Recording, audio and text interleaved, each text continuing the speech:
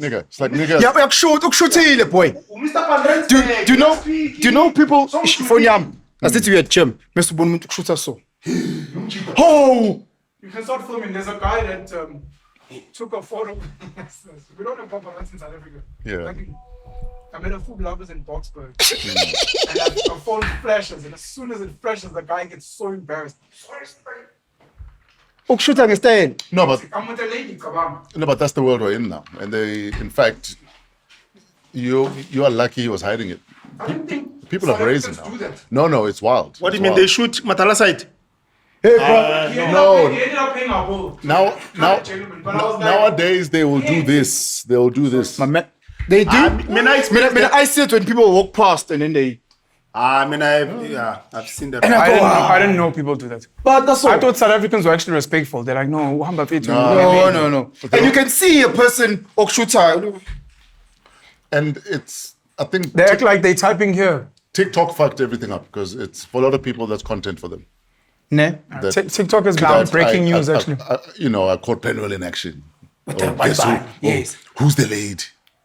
Yes. You know what I mean? If I TikTok. My Durban July video on Hollywood Bets was at 1 million views by the Sunday. Hectic. What happened? And all because nobody knew the woman I was with. And she's not on social media. So I'm sure it was frustrating for them. Yeah, they were like, Twitter Twitter No, says, it I was- no, it do was your Hollywood- thing. Yeah, it was Hollywood Bets. Yeah.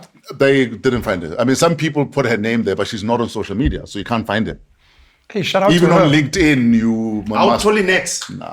Shout out to her. That's nice. You Yeah, see, ne? so and it was just the normal Hollywood Bets. This is who else was at the races, and people shoot shit like that. You know, I still. Are we hitting? We've been hitting. But I get to look at the decorum. Oh shit, are we on? Yeah. Oh fuck! All right. I just want to start Mom. off with a big shout out to Sizwe Dube for the cake. What cake? Khona ikhekhe elikhona. Thengwa Uposta ubani? Mamfu- thengwa uSizwe Dube. How? Hey, do we gonna Manje we're not allowed recognize to say his name. Thengwe Dube. Dubes production. Dube's Productions. There's Shout no out. decorum here. How? By not saying thank you. By not saying his name, the guy asked nicely. He didn't say who Duke Productions. You said Dube. Okay. No, shout he out didn't to even Dubes. give that a thumbs up. He Shout- just said, please don't give me a spotlight. He asked nicely, which is why I raised The it. guy nicely. is Just sitting focus there. on being ghost. Okay, ghost producer. This is not even a ghost thing, man. Ghost producer. This is not a ghostly thing. What? You guys have no respect.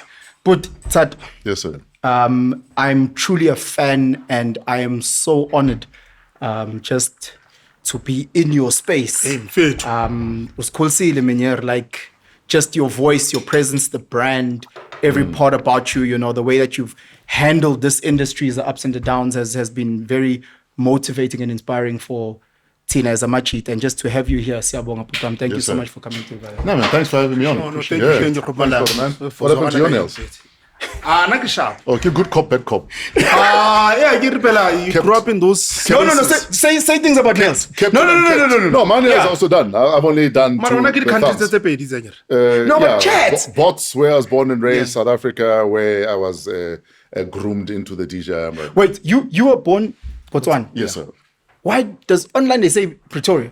No. Online way.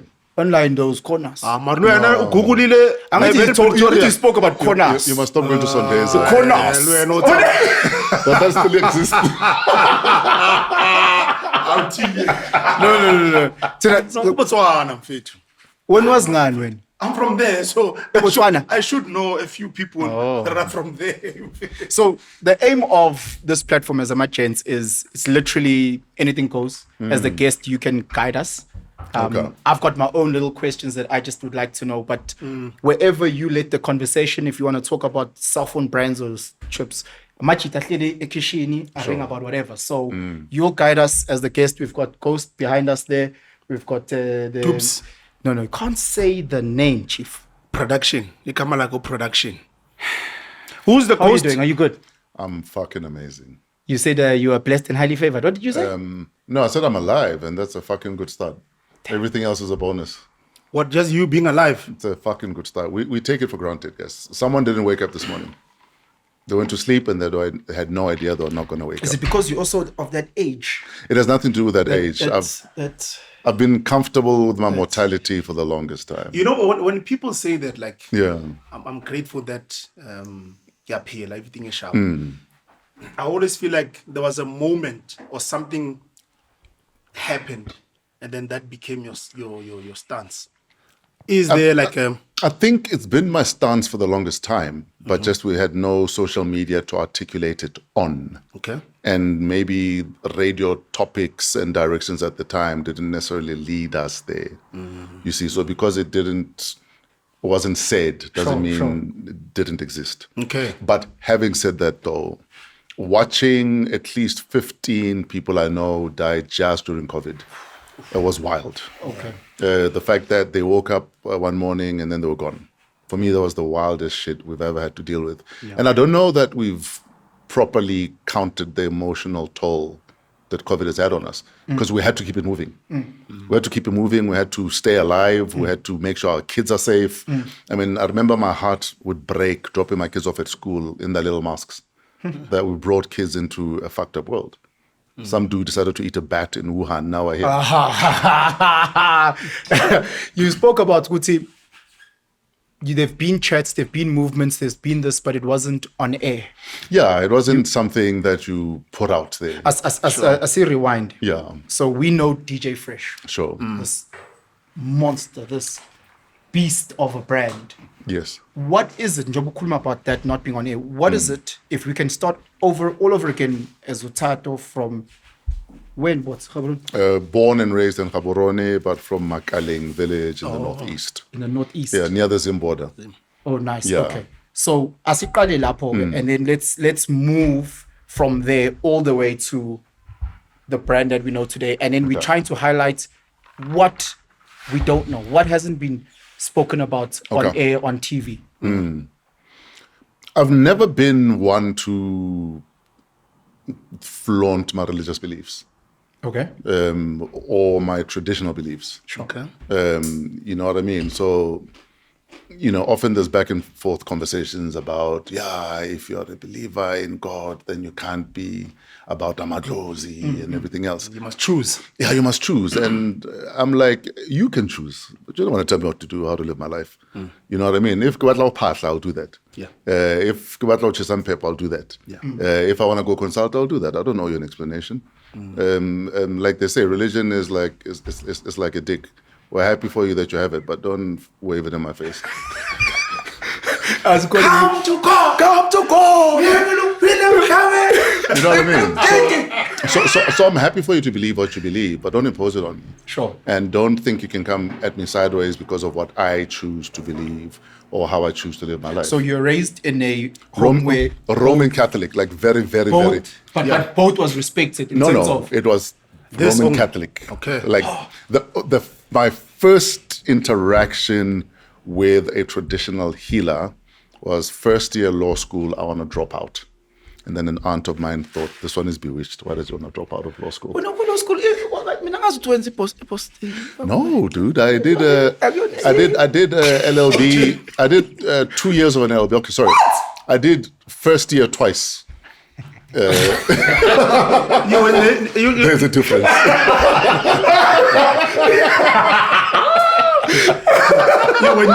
First year was so cool. You had to play it twice. Dude, I was like, I'm loving this shit. Yeah. Is this back in bots? Yeah, this is back in box. Yeah, sure. So I was 18, 19 years Sure. old. And so I failed. It was fail and repeat first time. And I had to go back and repeat. And obviously the parents are not happy because I've started a DJ career. I've started a radio career. This is in first year, in varsity. I started my radio career July 1992. Law school started August 1992. So when I started first year, I was 2 years into my radio career. And that's when I realized that I love this shit so much, I don't know why I'm even going to law school. But because the parents expected it, I decided I want to play along. Let's go back before we get there. So you speak very, very highly of Itaimane Oleti. Yes. You got siblings? I got 2 siblings. My little brother lives in Mauritius. My little sister lives in the US. Yazi mawuthi lelo thina sicabanga kanti. Yeah, but I mean, they're in their 40s now. So, yeah.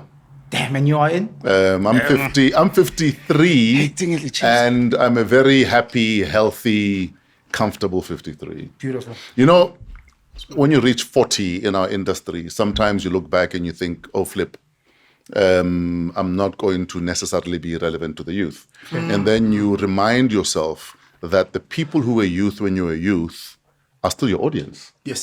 You now need to find a way of talking to those people. Sure. And for instance, that's why we do the kind of programming that we do on 938. That myself and Tato were broadcasting to these youths, as far back as 2001. They are now also 25 years older. They still need content. So baza malwena. They still need someone who can relate to them. Do you know what I saw with Oskido? Yes. He was playing at that Lauren Hill, what? DSTV thing. And the way that he played, Yes. uqale nje ngovula indlela, the crowd went crazy. Yes. Then you start looking around to who's actually there watching Yeah. Lauren Hill. Yeah, yeah. Sure. And then you look at that, you're like, oh my God, it's actually, Yeah. akekho umuntu na 21. He doesn't have to play He doesn't have to piano. play. He doesn't have to mix. He doesn't have to what. He just play the whole song. Number. So the sooner you can grow into your maturity and understand that you still have an audience, you still have a constituency, instead of basking in your former glory when you were young. I'll give you an example. I left Y 2006, I think it was. And 10 years later, I'm at 5FM, and I meet some guy at a gig. He's like, "Yeah, man, I don't know what you think about YFM. It's not the same anymore." I was like, "We're not the target. Yes. They're not talking to you. Yeah, they're not even playing the music that you like. They're not talking to you." So the sooner you can find someone who speaks to you and not bask in the glory of your youth, the sooner you can also grow. Because maybe you are stuck back there for whatever reason. I saw this guy on Instagram and he was saying the top 10 Yeah. hip hop artists in South Africa. I didn't know one. Yeah. Not a single one. And that is also okay. Because maybe they're not talking to you, you see. Not maybe, they are definitely not. They're not talking If to you don't me. even know one year, But mina fresh, boy. Don't get fresh. Yeah, but you're hanging out, you're hanging out. fresh. Penwell probably forces you to think beyond where you should be. I'm following Tonsele emakehleni. You're right, that there's no 20. You know, as you speak. Mina 25. Wow. You deny Lentona yam. No, dude, it's like me. I'm forever 19.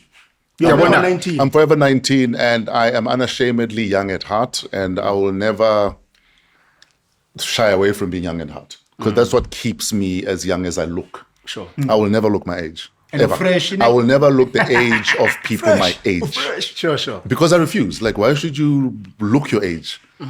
Do something. Jimanyana, take a walk. Something. Go for a facial. Love yourself, man.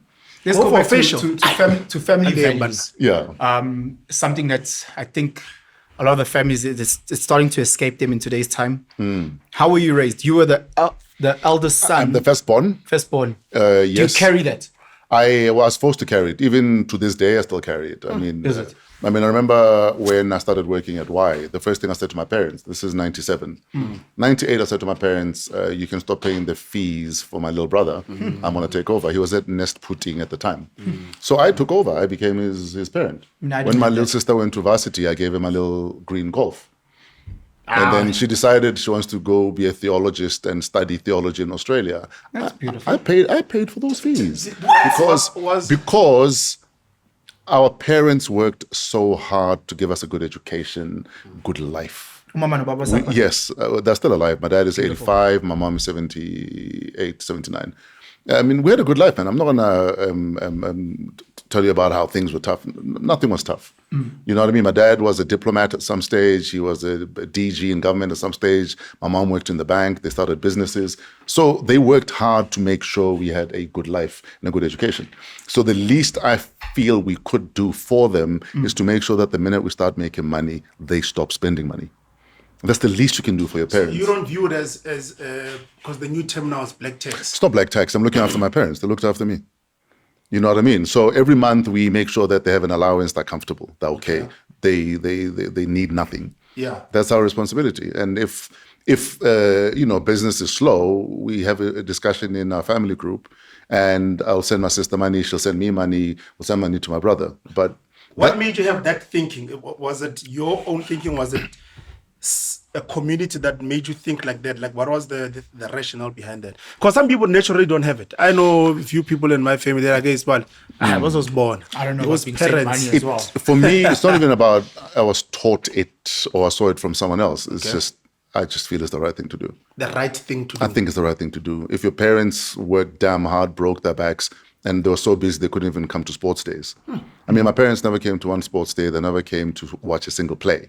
I was in school productions every single term. But they were so busy eking out a decent living for us. I understand. I get it. In 2026, they will say, there's some trauma there. How would you? But hence I say what we owe our children is everything we feel our parents did not deliver, whether intentionally or not. You see? So all the things my parents, I feel, didn't do for me, maybe because they were busy, I make sure I do for my kids. I make sure I show up for my kids. I mean, I remember when Tabiso passed away, one of my relatives, 3 months later, she's like, I was hoping you're not going to send them away to their grandparents to live. That's like, yes, when my ex-wife, mother of my kids, yes. And there's an aunt of mine who said she feared that I might do what a lot of guys often, I'm told, do. That if the mother of the children pass away, then they go to the grandmother. And I was like, no, they're my kids. I must raise them. So I do all the runs. I make sure that... Where do you get that? They're my children. Look, who must raise them? Yeah, you know what it is. You know what it is. But it's your trauma. Sorry. No, I get it because I have the same thinking in Musam is that outside of us, there mustn't be any other person that says I'm responsible for this child. Because my thing is, you chose to have that baby, Chief. Yeah. No one forced you to have that kid. Yeah. I mean, I often told this story. I mean, my firstborn, we fell pregnant when I was 19. The mom was 18. Yes, and for the record, we were careless ones. That's all it takes. Yeah, all the firstborn. Like a diabetes test, just one prick. You might get a result. No, the reason why I'm saying it's trauma is because... Yes. What do you mean trauma? I'll tell you now. Okay. Because you were saying it's on us to try to give our kids what we didn't get, which for you was being available for school this, school that, because you're fully aware that they were doing this. Yeah. So you appreciate this and you're still doing this, plus you're doing this part. Okay. You speak about which your dad was also busy with this part, so he couldn't avail. So now what we do, I'm there at practice. I'm that dad who's safe. I'm a class mom group, busy making cupcakes. Because we didn't get from a father. I got it from a mother. But why do you call it a trauma though? What can I call it? It's stepping up. Why can't it just be, I'm fathering my children. But it's not stepping up for your father because he did everything. He just couldn't avail himself. No, but I'm stepping up for my kids because they're my children. Who else must step up for my children? And why should we see it as a trauma response to say, I want to give my kids what my parents were not able to give me? Okay. As whether I'm breaking the cycle or I am doing what I feel is in the best interest of my kids. I mean, I tell the story all the time. Like I said, I mean, we fell pregnant when we were kids. I mean, I had a child when I was 20.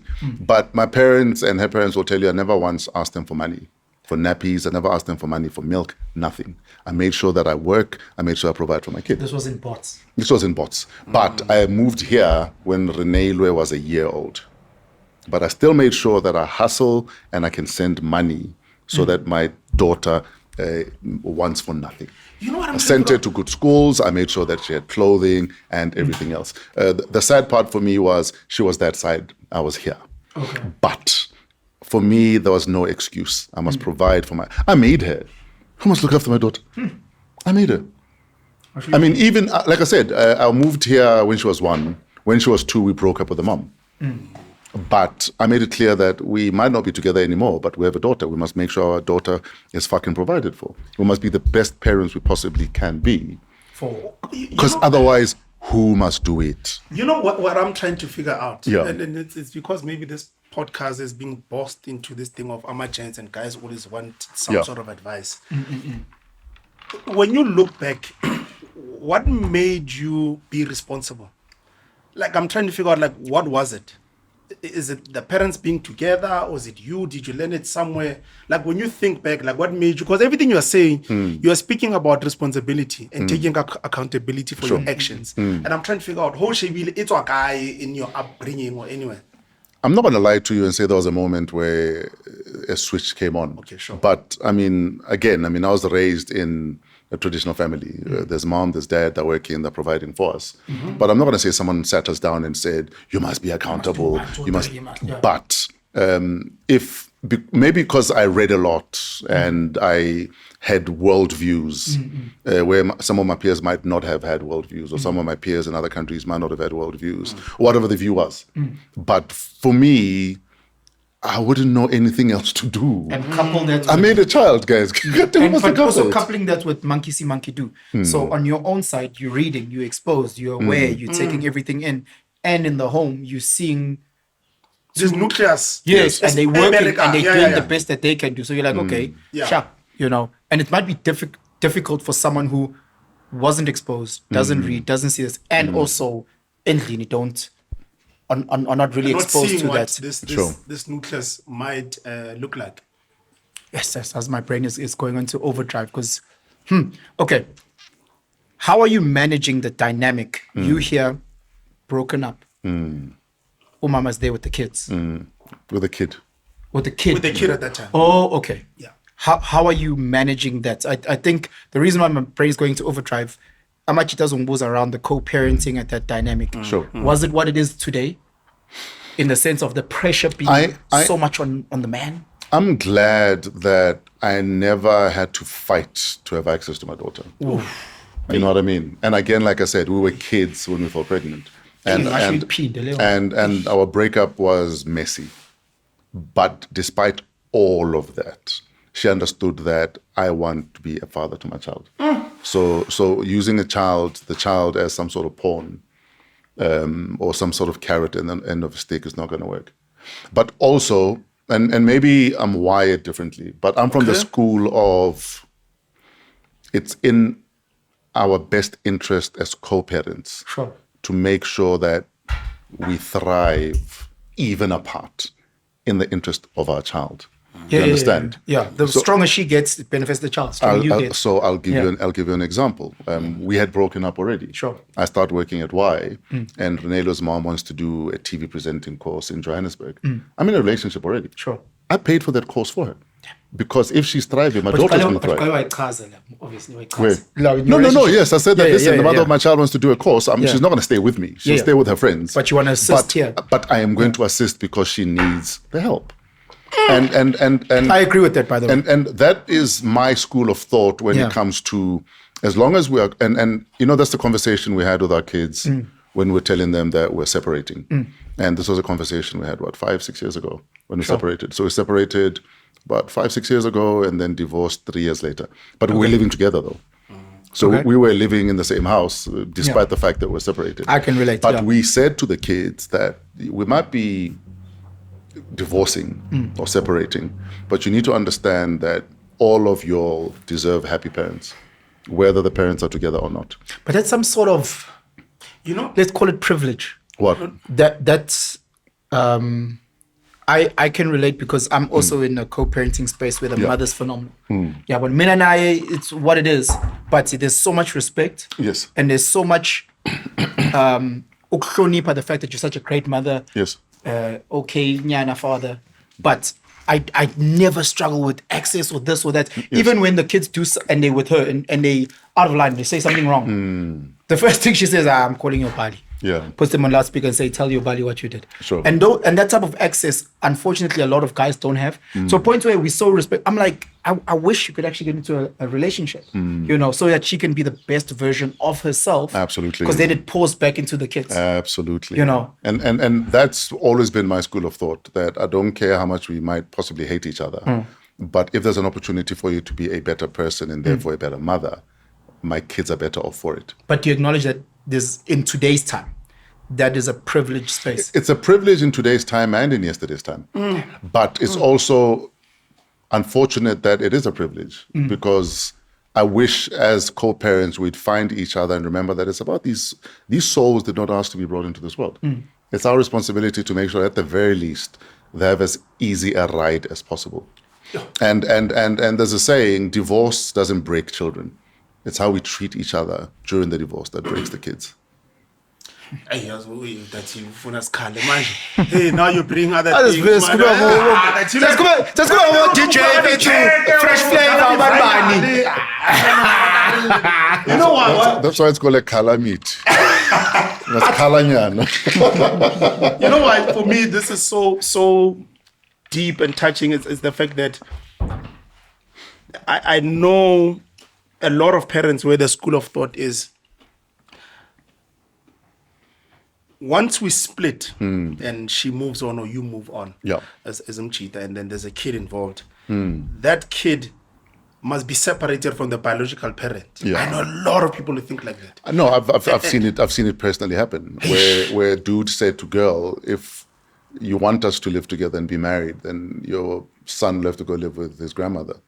And she acceded to that. No, yeah, he said that, and she acceded to that demand, and apparently it's normal. A lot of guys are doing that. I know that to be more normal than what you've just said now. But also, where I come from. But also, you can't blame guys who might resort to such if they've had to deal with baby mama drama or baby daddy drama. But if I know that you're co-parenting healthily with your dude, I don't mind us living together with your kid. I don't mind us having a nice big. There's a friend of ours that would disagree. Does not want to date a person with that baby daddy drama. But hence I'm saying, 100%. that if there's baby daddy drama, then the minute we get married, chances is going to escalate. Yeah. But if there's a healthy relationship between mom, dad, baby, then I know that there's less likely a chance that there'll be drama when we get married, when we move in together. Got you. Because you know what? Just to make a statement before I ask you a question, is the rationale, because I've spoken to these people, I'm like, okay, when you say this kid mustn't have access to the biological parent, and you guys want to build your own nucleus family, the rationale is always that I want this child to be in one family and have one culture and one tradition. Yes. When they go to their biological father or mother, they're gonna be Baloba Teladilo, and then they're going to come affect us as a family. That's always the rationale, that it will impact them when they go visit this biological parent, and it's going to affect what we are building here. And I'm trying to figure out if it makes sense or not with what you're saying. And I can understand the rationale that the kid going to visit someone outside of these two may impact, because you never know what the mother's saying or the stepmother's saying. How for you, don't you think there is some valid nyana point to that? The thing is, we're all going through whatever we're going through, and we all make decisions from our lived experiences and our points of view. So I'm not going to judge someone else's decisions because they're based on what they're living and experiencing at the time. Sure. And if you feel that I'm avoiding the drama by suggesting this, and you are willing to say, okay, fair enough, then that's what it is. So, I mean, I'll give you an example. For me, if you don't understand that my kids come first, then me and you can't date. We don't align. We don't. You need to understand that my kids come first. Everything we are building, we're building around my kids. And if you have kids, everything we're building around my kids and your kids. And if she says, I want to be number one. And we will find a middle ground. Then you can go be number one somewhere else. There's always someone looking for a goalkeeper. So go be number one somewhere else. I mean, I'll give you an example. When my kids lost their mom, I was in the talking phase with someone. Okay. And things were going well. It's still the talking phase. And also they're not based in the country. They work in another country, but it's still the talking phase. And then Tabiso passes away. So the minute she passes away, obviously then I have to go into, I am a solo parent. So I'm going to focus on the kids even more. Are they still in bots at that time? No, my kids are here. Oh, okay. Renelo lives in Bots. Oh. And then me and Tabiso have 3 kids here. Yeah. You see. Got you. So, and all it took was one text complaining that I'm a bit too busy for me to say, then do it. Chief. Yeah, you know what I mean? Because for me, I am not afraid, to be alone. I'm not afraid to be lonely. And I'm not afraid to cut ties immediately and never look back. And I take pride. I don't know if it's a gift or a curse, the ability to walk away and not look back. Because it served me often, but I sometimes look back and wonder Did I lose something I was not willing to fight for? How do you develop that? Because some of us, we're desperate for love. Kind of wonder you can't be alone. I can't, bro. Let- I'm desperate, boy. Let me tell you something. I was in a relationship that ended 3 years ago. Before then, I'd never not been in a relationship since the age of 13. So, So the advice but what I'm saying to you is this, that I will fight for a relationship until I decide I am not fighting. But the minute I say I'm done, I don't look back. And like I said, I take pride in that. What are some of the traits that you think a guy should look into when they are courting this lady in the early stages, so that if they do separate and it's a co-parenting, it'll be much easier? Like, what are some of the things you've seen to be some truths, if there is any? I don't know if there are any truths or any traits, because we're all wired differently. We've all been through different things. We're dealing with different traumas. Some of us are still trying to deal with the inner child that's still hurting from childhood. So we're all going through different things. So I'm not going to give you advice as if all women are born of the same mother or all men are born of the same mother.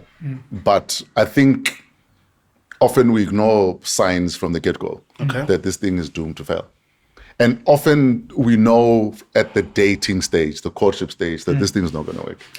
But because they're forced. And in fact, I often argue that unfortunately, most people are in the relationship that happened next after the previous one, not necessarily the one you should be what in. is best for you.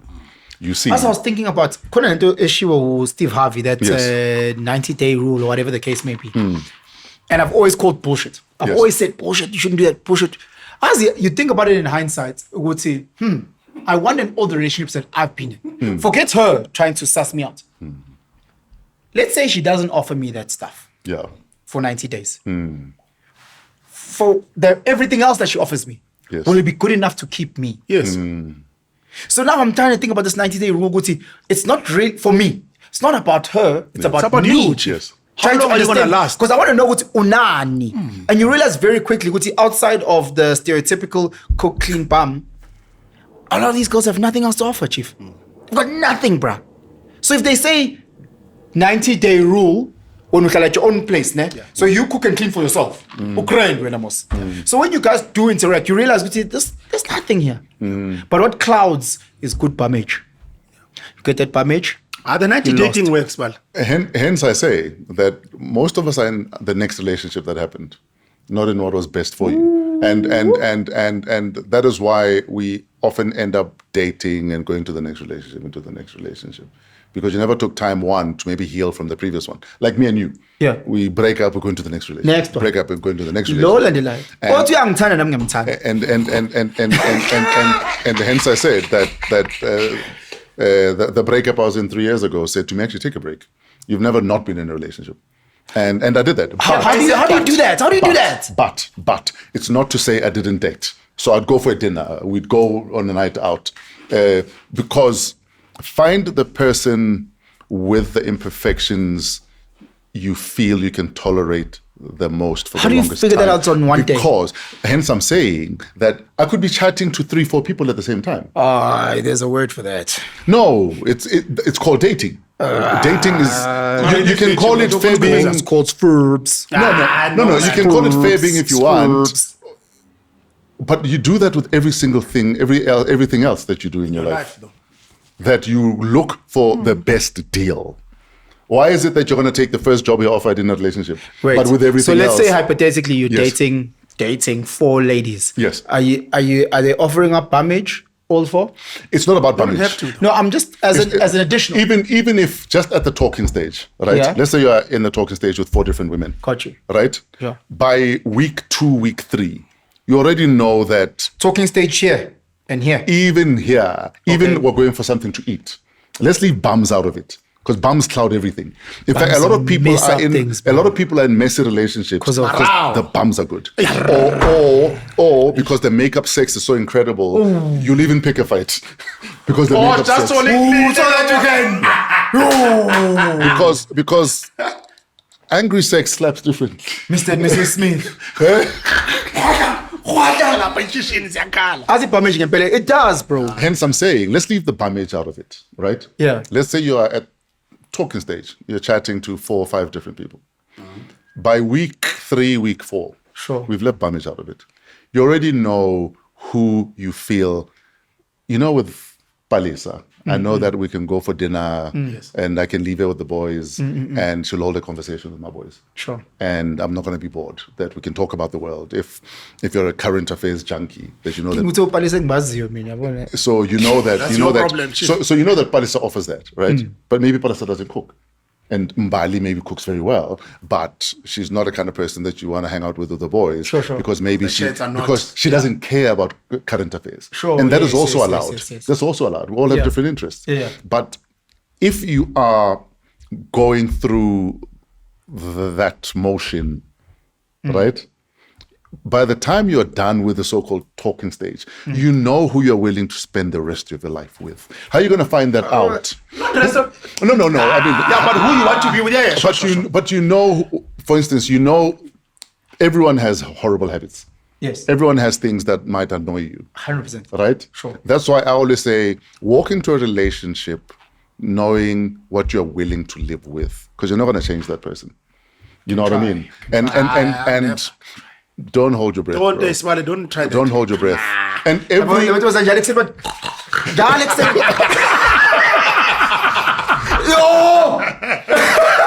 Alex. So, for instance, if that's who you are and there's tissue when you're not blowing your nose. Yo. Sorry, this Go is for it, answer. this is the gate. No, Hello? but you have to. Oh. I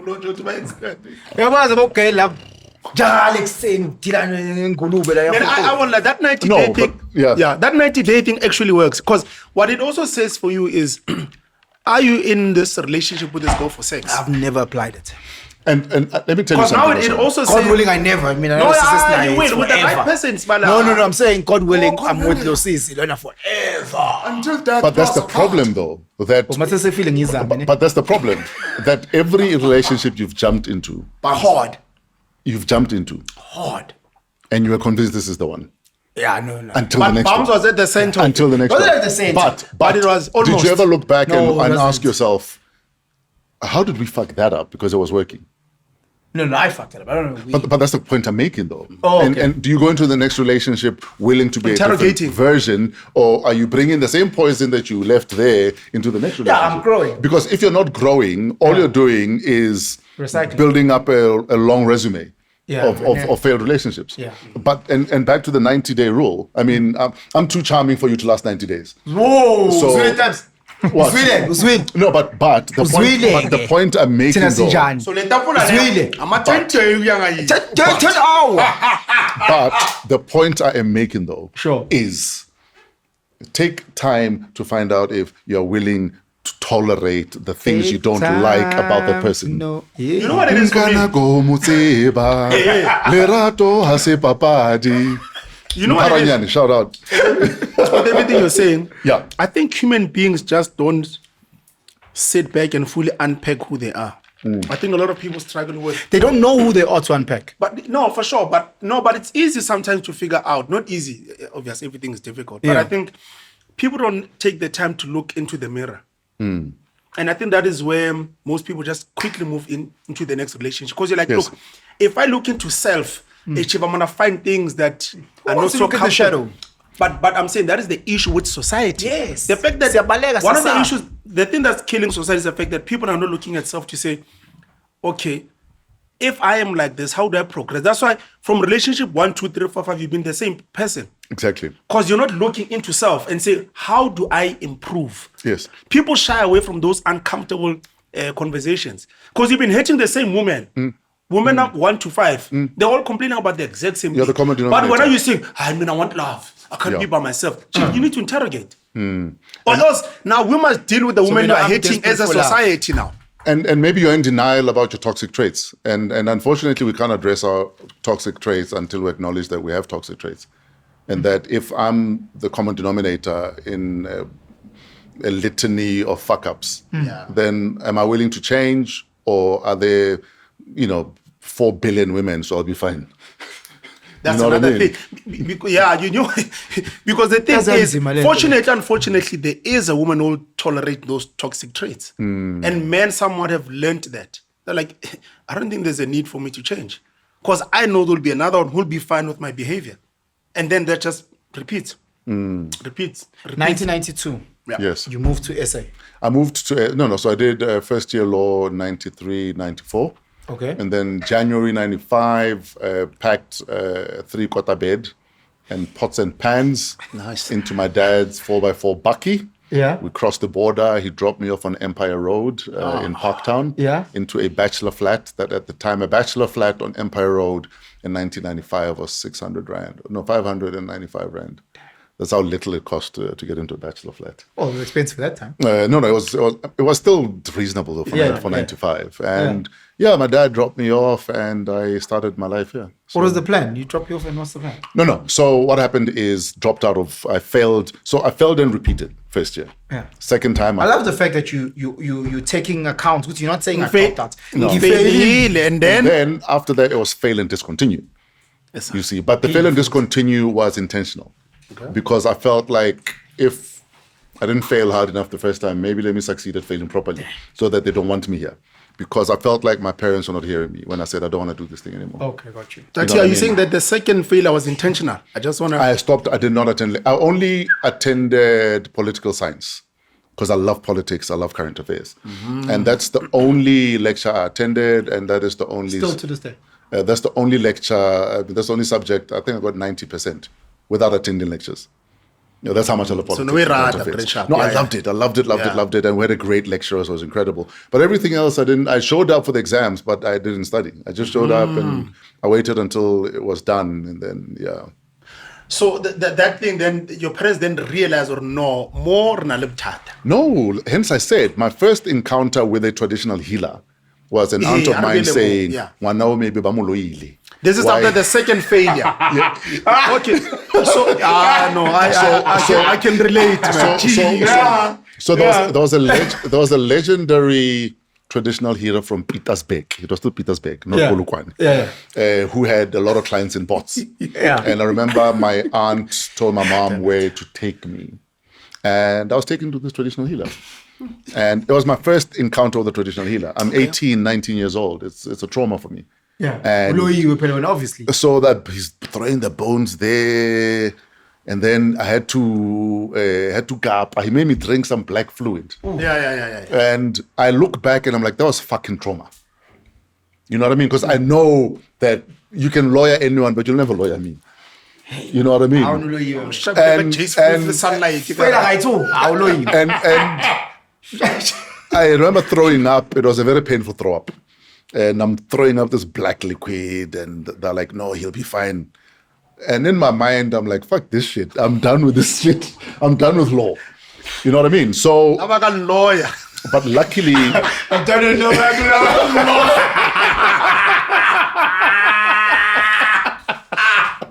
you're not going to lawyer me out of lawyering. I'm living this law. I'm leaving on my own terms. Yeah. Anyway, so luckily, remember I said I started radio 92. Sure. So within my first year of radio, I was voted radio DJ of the year in the country. In bots. There was a lemon twist DJ contest. This in bots. Yes, in bots. So I remember Titch Mataz won at Radio Bob. Bob Music. Yeah, Bob Mabena won at Radio Metro. So I won it in bots. Okay. So clearly there's movement. You know what I mean? And that for me said you're on the that right age. you're on the right track here. Dude, hardly a year into radio. You know what I mean? That's when I knew that you're on the right track. Yeah. So I remember the results came out 94. And I knew I'd failed. I mean, I wasn't expecting a miracle. Yeah. And I was reading a City Press magazine, and there was City Press newspaper. Okay. And there was an advertorial for Boston Media House. Okay. And I remember I saw it on the Sunday. Monday, I called the college, and they said that, listen, you don't have a matric, because I have O levels yes. at Cambridge. But they said, listen, you've got 2 years of radio experience. So based on that alone, we'll take you. So they sent me the forms. I filled out the form. They faxed me the forms. Kids Google fax. Anyway, they faxed me the forms. I filled out the forms, and they accepted me. Then I went to my mom. Like, Mom, I've been accepted at Boston Media House, and these are this is the fee structure. So you hadn't spoken to the parents? No, until I was accepted. And then I was Nice. like, please talk to your man. Yeah, so If this my only- mom just email, only- yeah. No, man, please talk to your man. That's what I want to do. And she told me that, listen, don't fuck it up, but I want to talk to him. But don't fuck it up. Sure. And I packed my bags and I left. And then he's the one that brings you guys. he had to pay. I mean, but the thing is, because they're married in commuter property and they're running businesses together, she can't just. But Mom used to send me money behind his back because the pocket. But he knew about it, though. Because no, behind his back. How? Because No, but they have the same joint accounts and what? But we're running a business. She But ran a that's dry how- cleaner and Yeah. they had a brick yard and a couple of trucks. Nice. So yes, sometimes you take cash from a till. Fit. And our dry clean was not far from the taxi rank. Sure. So she put money in an envelope, go to the taxi rank, give it to the drivers, and then she'd call the tiki box at the flats that I lived in on Empire Road that I've sent money in a taxi, it'll be arriving this evening or tomorrow. Then I go to North Taxi Rank and I pick up my $500 that my mom sent behind my dad's back just to survive. Basically. So, I mean, I was on a very limited budget. And it's for that reason that I told myself, I'm not going to let Joburg swallow me. You know what I mean? Yeah. So I never got caught up in Josie nightlife for the 3 years of studying. I went out once in a while because I had relationships with Vinny, Christos, or Skido. I mean, they were my groot mans. Sure. But I never allowed Joburg to fucking get in my head. How? Because I just What I is- didn't go out. Because I knew, don't fuck it up. And I also remembered I promised my mom I'm not going to fuck it up. So if I get caught up in the nightlife, Josie, in the excitement, I'm going to fuck it up. So you hold Batswadi Bahao at a high. I love those. Listen, man, I think they're incredible people. I think they've done a great job with all three of us. And my mom often laments the fact that she hates the fact that she raised 3 go-getters because all of them left the nest and the country.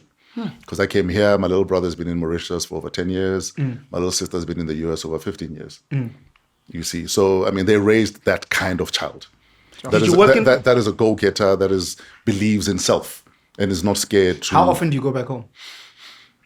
Not often enough, but I try once a month, but not often enough. And this has been since 1995. Wait.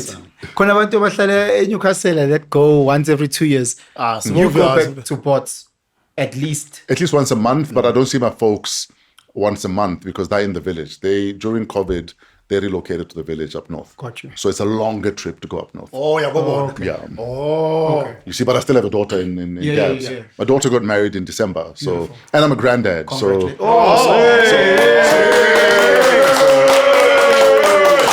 guys, I've been a granddad for about 8 years. So it's not. Beautiful. Mkhulu fresh. Tatemkhulu. I remember I'm 45, and my daughter, who at the time was about 25, says, Dad, we're pregnant. Beautiful. And I was like, fuck, why are you making me a granddad? I'm still young. You're so blessed. Hey, that's a blessing. She was 6 years later than you, so I mean, come on. Did well. Do you know that at her 21st, Actually, 7 years older than her mom. at her 21st birthday celebration, her speech included, Mom and Dad, don't worry, I'm going to finish school before I have a child, unlike you guys. Unlike you guys. Shots fired. Thanks for setting such a bad example for me. Wow.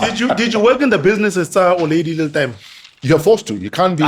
You can't be the child Was that Spanish show? and not work there and not be forced to work there.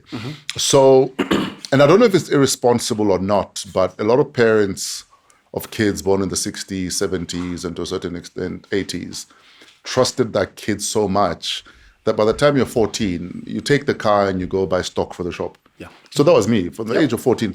I mean, by the time I was 15, I was driving a 7-ton truck. Yeah. My dad would say, here's a check, go get bone meal and salt for the cattle, go deliver it to the farm. I'm 15, 16 years old in a 7-ton truck. A 7-ton truck with my friends, and we'd go to the farm, drop off the bone meal, drop off the salt and the cattle feed, and drive back. So it was normal, raised in the 70s and 80s, that your parents would trust you at that level. Is that the information? So I don't believe in talent. Yes. I say if you scrutinize something or someone deep enough, you actually find out what actually shaped it. So again, someone might say, you're such a talented DJ.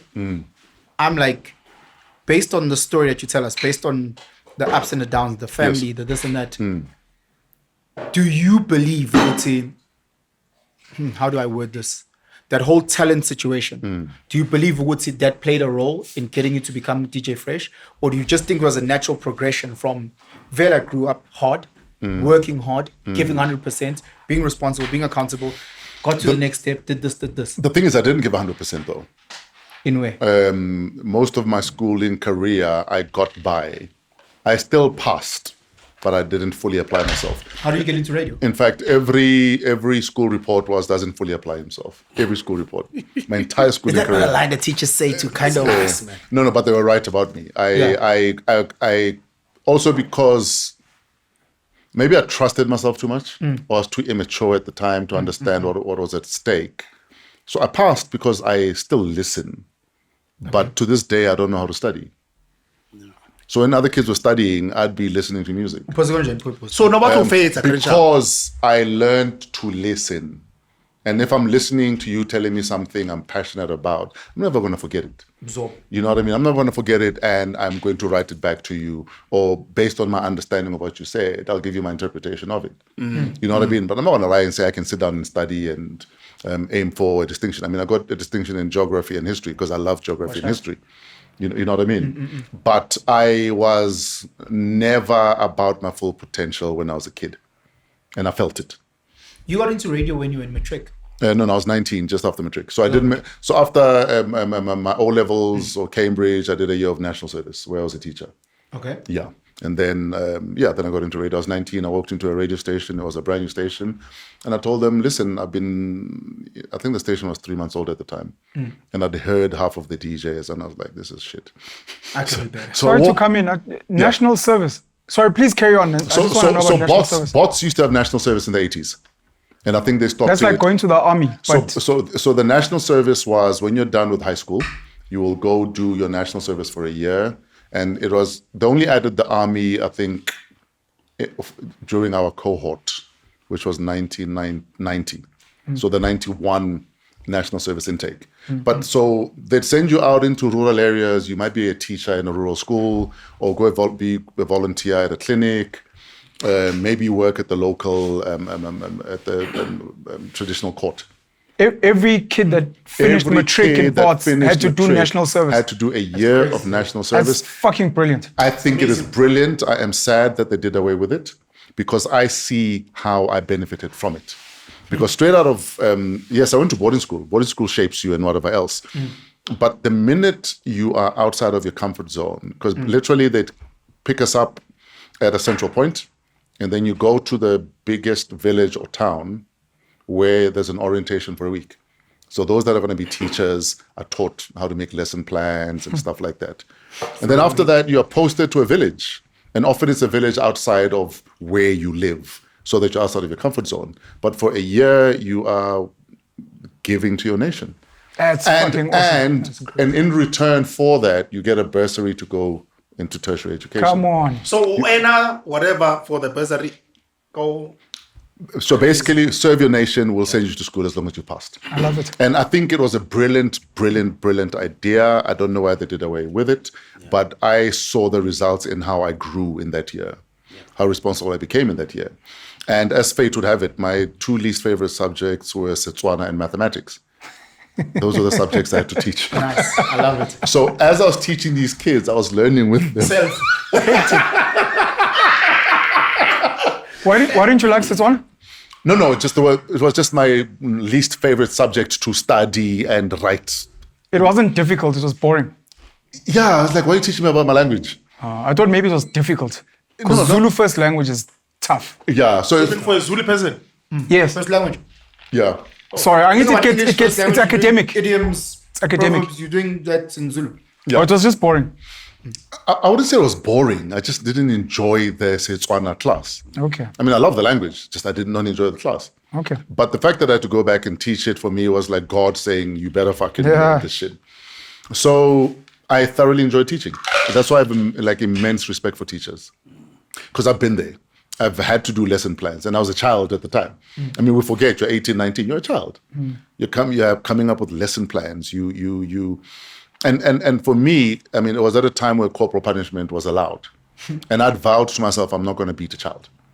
Until So and you did it. I only started 1 week I later. only- 1 week later. No, listen to me. I don't like where this is going. So I only started using my cane. Oh my Literally in my last 3 weeks of teaching, because I said to them, "This is how I'm saying goodbye to you. If you are naughty, you're gonna get a cane. You're gonna get a cane." goodbye. It was goodbye, but even then, it was not malicious. Sure. It was me having fun with the kids. You also need to remember that I'm also a child. So and because you're teaching at a village school, some of the kids are almost your age. I was going to ask if you taught high school. Yeah. It was a junior high school, so it Jeez. was Up to like grade grades 9. 8, 9, 10. 10. So it was grades 8, 9, 10. No, 100%. And some of the kids are your age. Yeah. Yes. And some of the kids see you as stock because you're their age. Yeah. So you're dealing with all of that. They see as what? As stock. What's stock? I stop. I don't no know. rocks. I think I'm too young for this. Fresh will tell us what it's Stock- So when always store Stock is a possibility. An option. Penson can tell us these stories. He taught at a young age. Yes. Yeah, I did. It was so I Tell taught us for about 10 years. stock. And when I did my practicals, How I old were you? taught How old were you when you taught? 21 Yeah. doing my practicals, and I taught life orientation. So I taught at a girls' school for my practicals. Jeez. Matric girls that are 18. girls. That's a No, 3-year and gap. you- not all the way Matric 18, girls. somewhere 19. No, yes, Can I- and you are 21. I'm 21. Can I tell you a quick story? Go for it.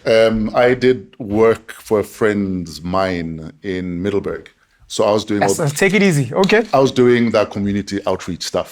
So there's a school where we were doing a pad drive and we're donating pads.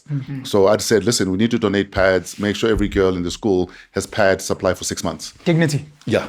And we're at that school, and as we walk in, the kids are yelling and they're excited to see me. And the teachers, old are you at that time? no, it's now 3 years ago, 4 years ago. Oh, okay, so you no, were- during COVID. No, during COVID. Mlotshwa, you and 5. And one of the teachers says to me, you know, the sad thing is, the grade 8s probably see you as a father figure and a DJ. The matrics see you as stock. That's so true. And she told me that some of these kids get dropped off in expensive cars and picked up by expensive cars. And they're kids, they're children. Is that a bad thing to you? What? What you heard? It's unfortunate, but it's also reality. Do you think it's wrong? Look, let me give context because maybe I'm putting you in a funny spot. Yeah, You've got kings and other elder men yeah, who pick young girls as wives. sure, And we celebrate them. Whether they get intimate or not, I'm not sure because we don't know the intention. sure. But what we do know happens is that ownership and what's the word called? Taking care of them happens. Yes, So we can discuss the morality of intimacy. But the bottom line is, I come from poverty. Utato Sikwane has just picked me up as an 18-year-old girl. My Yeah. family's celebrating because finally someone's going to take care of me financially, Yes. pay for my schooling, and groom me as an elder man into becoming a woman. sure. I think in that context, I just want to ask if you think there's something wrong. For me, it's problematic. If I'm looking at an 18-year-old as a possibility, You're talking intimacy. I'm talking everything. Okay. But I might look at why it could have happened back in the day, where it's like polygamy. Polygamy was never about, I like bums, so I'm going to marry 20 women. There was always a structured way in which you take another wife. You know, a lot of guys nowadays get caught cheating and then they say, I'm a polygamist. But that's not how the system works. Yeah, you're talking So a lot of how we did things was for a reason. You know, whether it was in modern days morally right or wrong is another discussion that we can have. But the long and the short of it was there was a method to the madness. It was not purely for bums. Yeah. So high school girls are looking at you thinking, yo, thank you, Lord, But for bringing this fresh cake Kismus. to come sort me out. you were nice and quiet a long time ago. My apologies. Let me No, my to my experience, silence. It was so crazy because I'm teaching LO, and it just so happens that now I'm teaching about the Watwati. And some of the matric girls used to sit with their legs open like this and just look at you in the eyes like that. Then when I was 10. chief. No, what did you do? It's a Yes, very it's a- important it was question. it.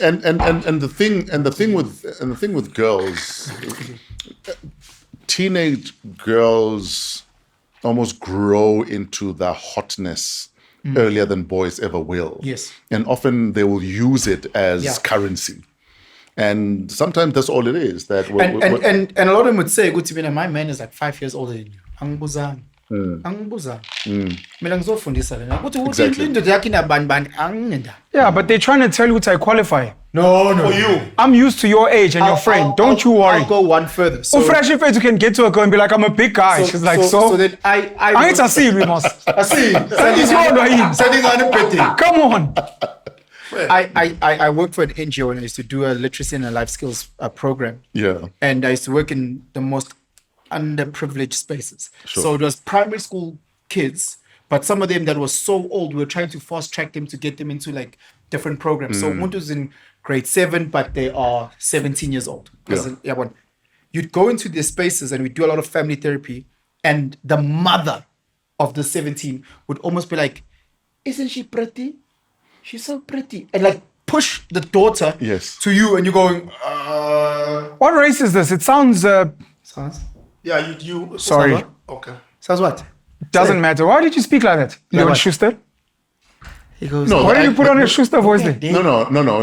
He put on a colored accent. Was that a colored accent? No, I put it on a Swedish accent. Hectic. I was speaking about it. Ross, why do you Swedish? A Swedish accent from the Swiss Alps. But sometimes family members are complicit in pawning off their daughters. The mothers. It's not pawning. The mothers. It's not pawning. You is guys it? are wrong. What is it? You guys are wrong. How do you call it? Selling. It's so this is how arranged marriages came by. Yes. Families come and vet. Yeah. We've just seen a sort of decent looking guy. Maybe you ask a few questions. You're a teacher, you're doing. We would love for you to be a part of our family. Yes. Please, can we build a show? But now you guys see it as, it's like you're what you're trafficking speaking your about kids. is different from what we're speaking about. What do you speak about?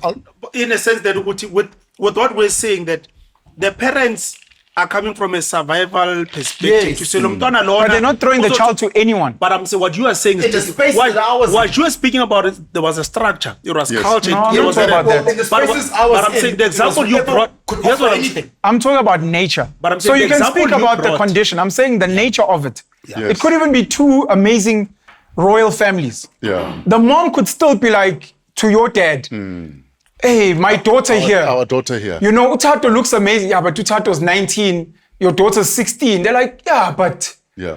that's not survival. We are seeing something of value here. Because if it was like a thug, We're the pre-building. old lady wouldn't be saying, you know, my I daughter's didn't so get that pretty. context. Nah, Yeah. so I'm not talking from that point. Yeah, I was just now talking we are about from a not. pure survival point. What do they live in a shack, whatever the case may be, and they see you as a meal ticket. Yeah. You know, this is the only out that this girl can have. I thought that's what we were You saying. know, and whoever It's is that, yeah. the next available option, For they'll your do the money. same. Is They'll that just do wrong? the same. What's this? Is that wrong? To use me as a meal ticket? No, it's not wrong. I think it's wrong. I think the for me, the pawning of your daughter or son just as a meal ticket. But you were 21, right? That age I was 22. 22. So when I worked for an NGO, when I was doing my pracs, I was 21. When I was working for an NGO, I was Yeah. 22. And if she's 18 and she likes you and you find that attractive, She comes to me yes. as a high school kid, or let's say 19. Let's use the word 19. Okay. The mom has said, isn't my daughter pretty? And she is pretty. And she sort of likes it. No, I was again. no, I'm just gay. If the girl says, hey, that means hey. Who must say it first? So the is mom the or the pet- daughter? so The mom get up, man. so are you losing your boner because the mom said? No, because she's 16. So what's up on here? Oh. Because old lady little. Hi, well, guys. Manje to classini avule so wena uyithiza. Bam. Okay, la. Why didn't you tell the girls to close their legs as a responsible That's the teacher? thing. That's the thing that puzzles me. I want What's to wrong one with thing you? that you understand in the classroom, ne? Is that khona abantu abahlala Angikuthembi, boy. noma the moment utshela usisi ukuthi Sit like a lady. as a guy. It's hello. Sit like a lady. When as a guy, when you Yes. start saying things like your skirt is too short, you're sitting inappropriate.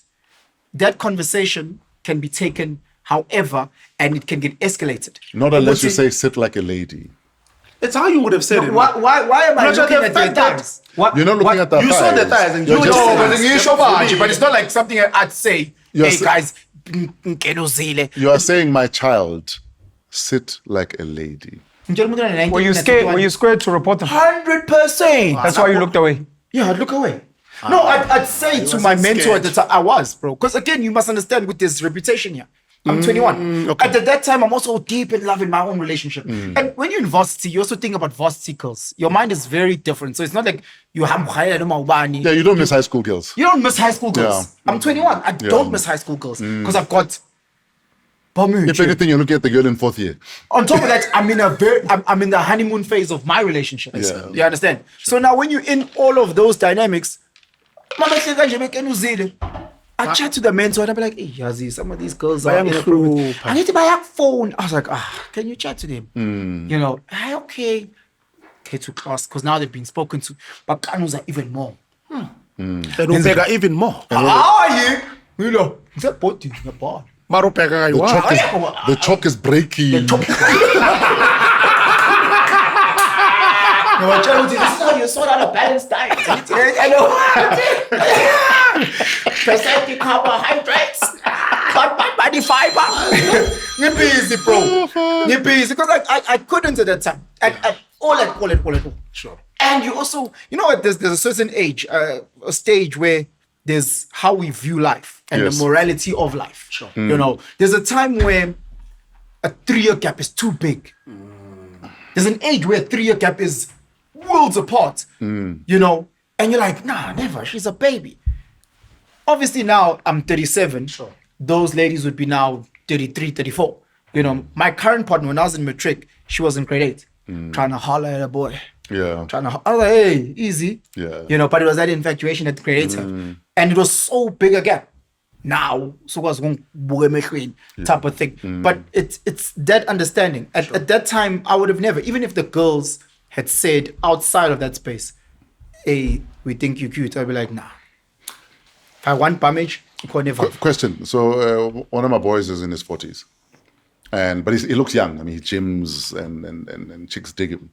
Let's say 45. But majority of the girls hitting on him are in the early 20s. Yeah. Early 20s. And for me, it's like, fuck, dude. You know what I mean? But he's fine with it. He's like, listen, you know, I'm not breaking. Oh, what the can law. I Why? Would you date? No, I've got a formula. Yeah. Half your age plus 7.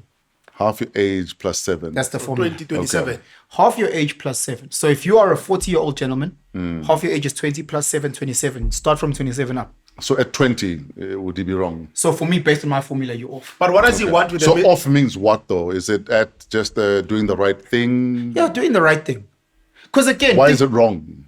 No, it's not wrong. It's not wrong. It's definitely not illegal. It's just frowned upon. Yes. So if you are 50, we're saying get with a 32-year-old. There's nothing wrong. with Because a you say you 32-year-old. assume that Half both your of age you plus are 7. at the same level of maturity Because and all. it gets to a point where it says kulek. Your prefrontal cortex, it fully develops at what? 28, 27. It's closed. You know,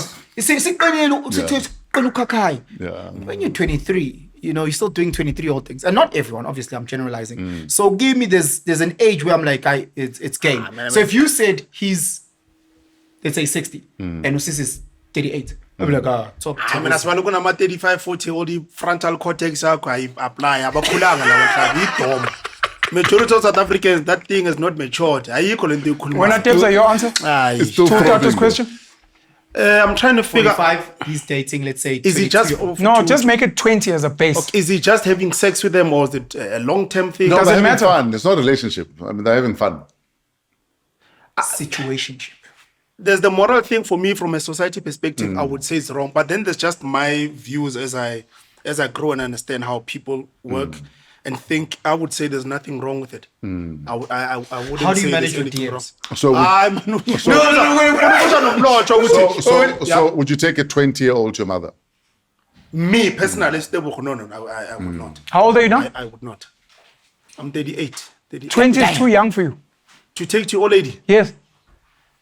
I guess I've got some ideas about how 20-year-olds think. For me, It would be I the wouldn't. woman you picked. She's 20. She could be 49, but you picked her. The question is, why do is you have an issue with the age? Why is R. Kelly so passionate? No, it's right. What's happening? But she's your picture. No, but if she meets certain traits of what I need, I think I would. But from a majority perspective, Would you 20-year-olds don't. Would you tell are not that mom? mature. Would you tell mom her age? Now I'm old enough. I don't care about opinion. I'll tell you what I want to do it. Yeah, no. I'm mature enough now to have any chat. And then if she with the old says she's a child, would you stick around? her opinion doesn't matter. It's about what I want at that time. you know, you got to a certain. No, you get to. No, here's what I'm saying is that you get to a certain age where you also now have to make your own choices. As Mjita, you know, and maybe how I said it was wrong, but you speak to normal lady, but these are some of the things and traits that I see with her. I could And bring her, think that but I wouldn't say the age.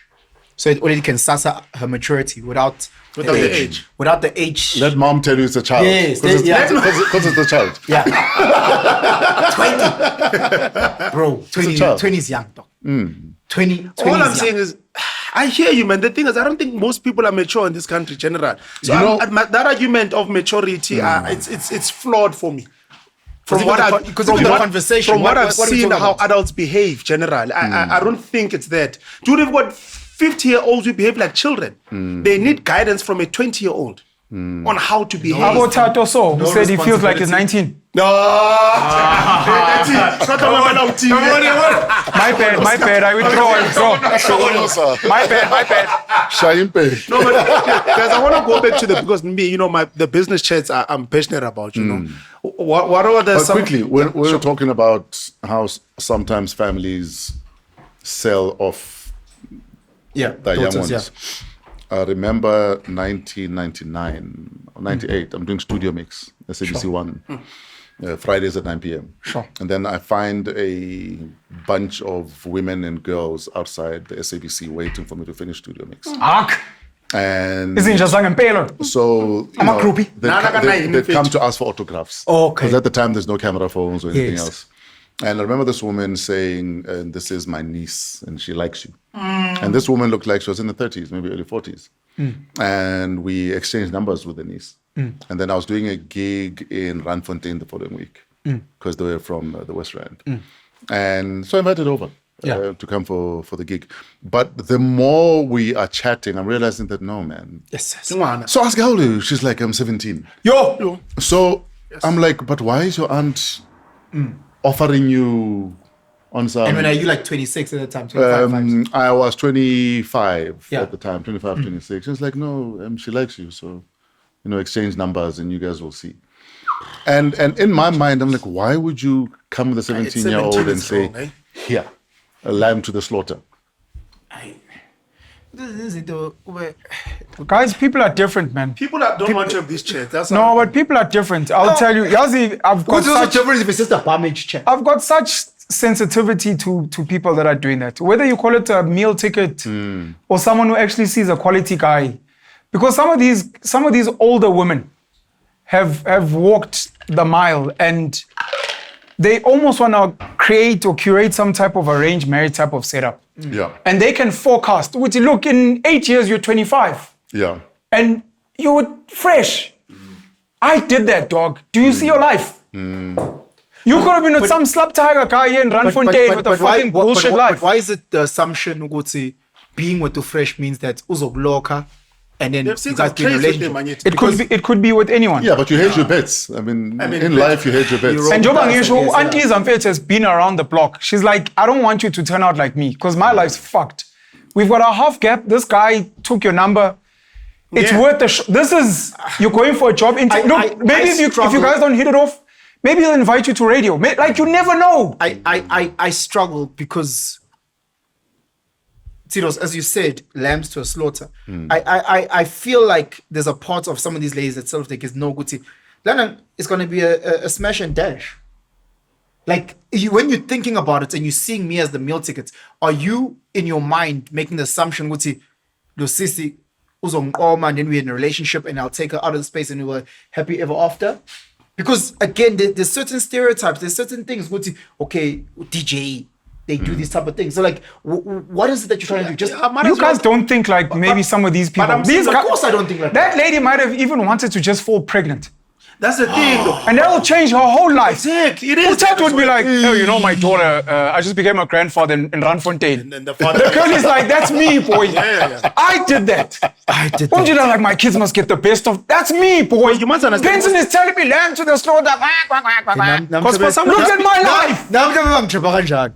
Hey, No, not you. We're talking about serious guys like Utata. No, there's no aunties that'll bring their daughter to you. Never. Yeah, that was a shack. They saw maybe this one will buy us a pie pack next week. I could flex the pie pack. So give us textbooks. Free textbooks.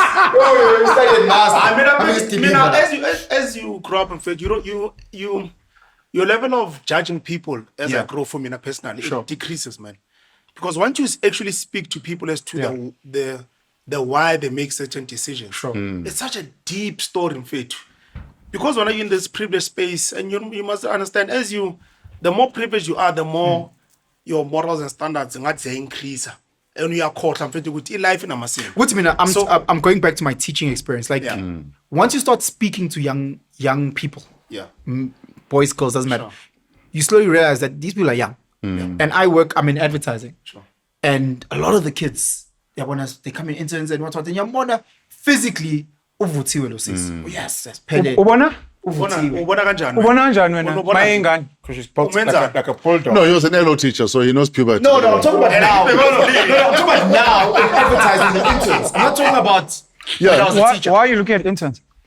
No, because I'm a mentor. I'm a big deal. It's funny. So you have to look at their bodies. Bavuthiwe. No, but he's not blind. He's not blind. You want him to pitch us all?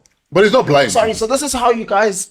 Me handle. Yeah, but don't tell you, sis, we bulldog.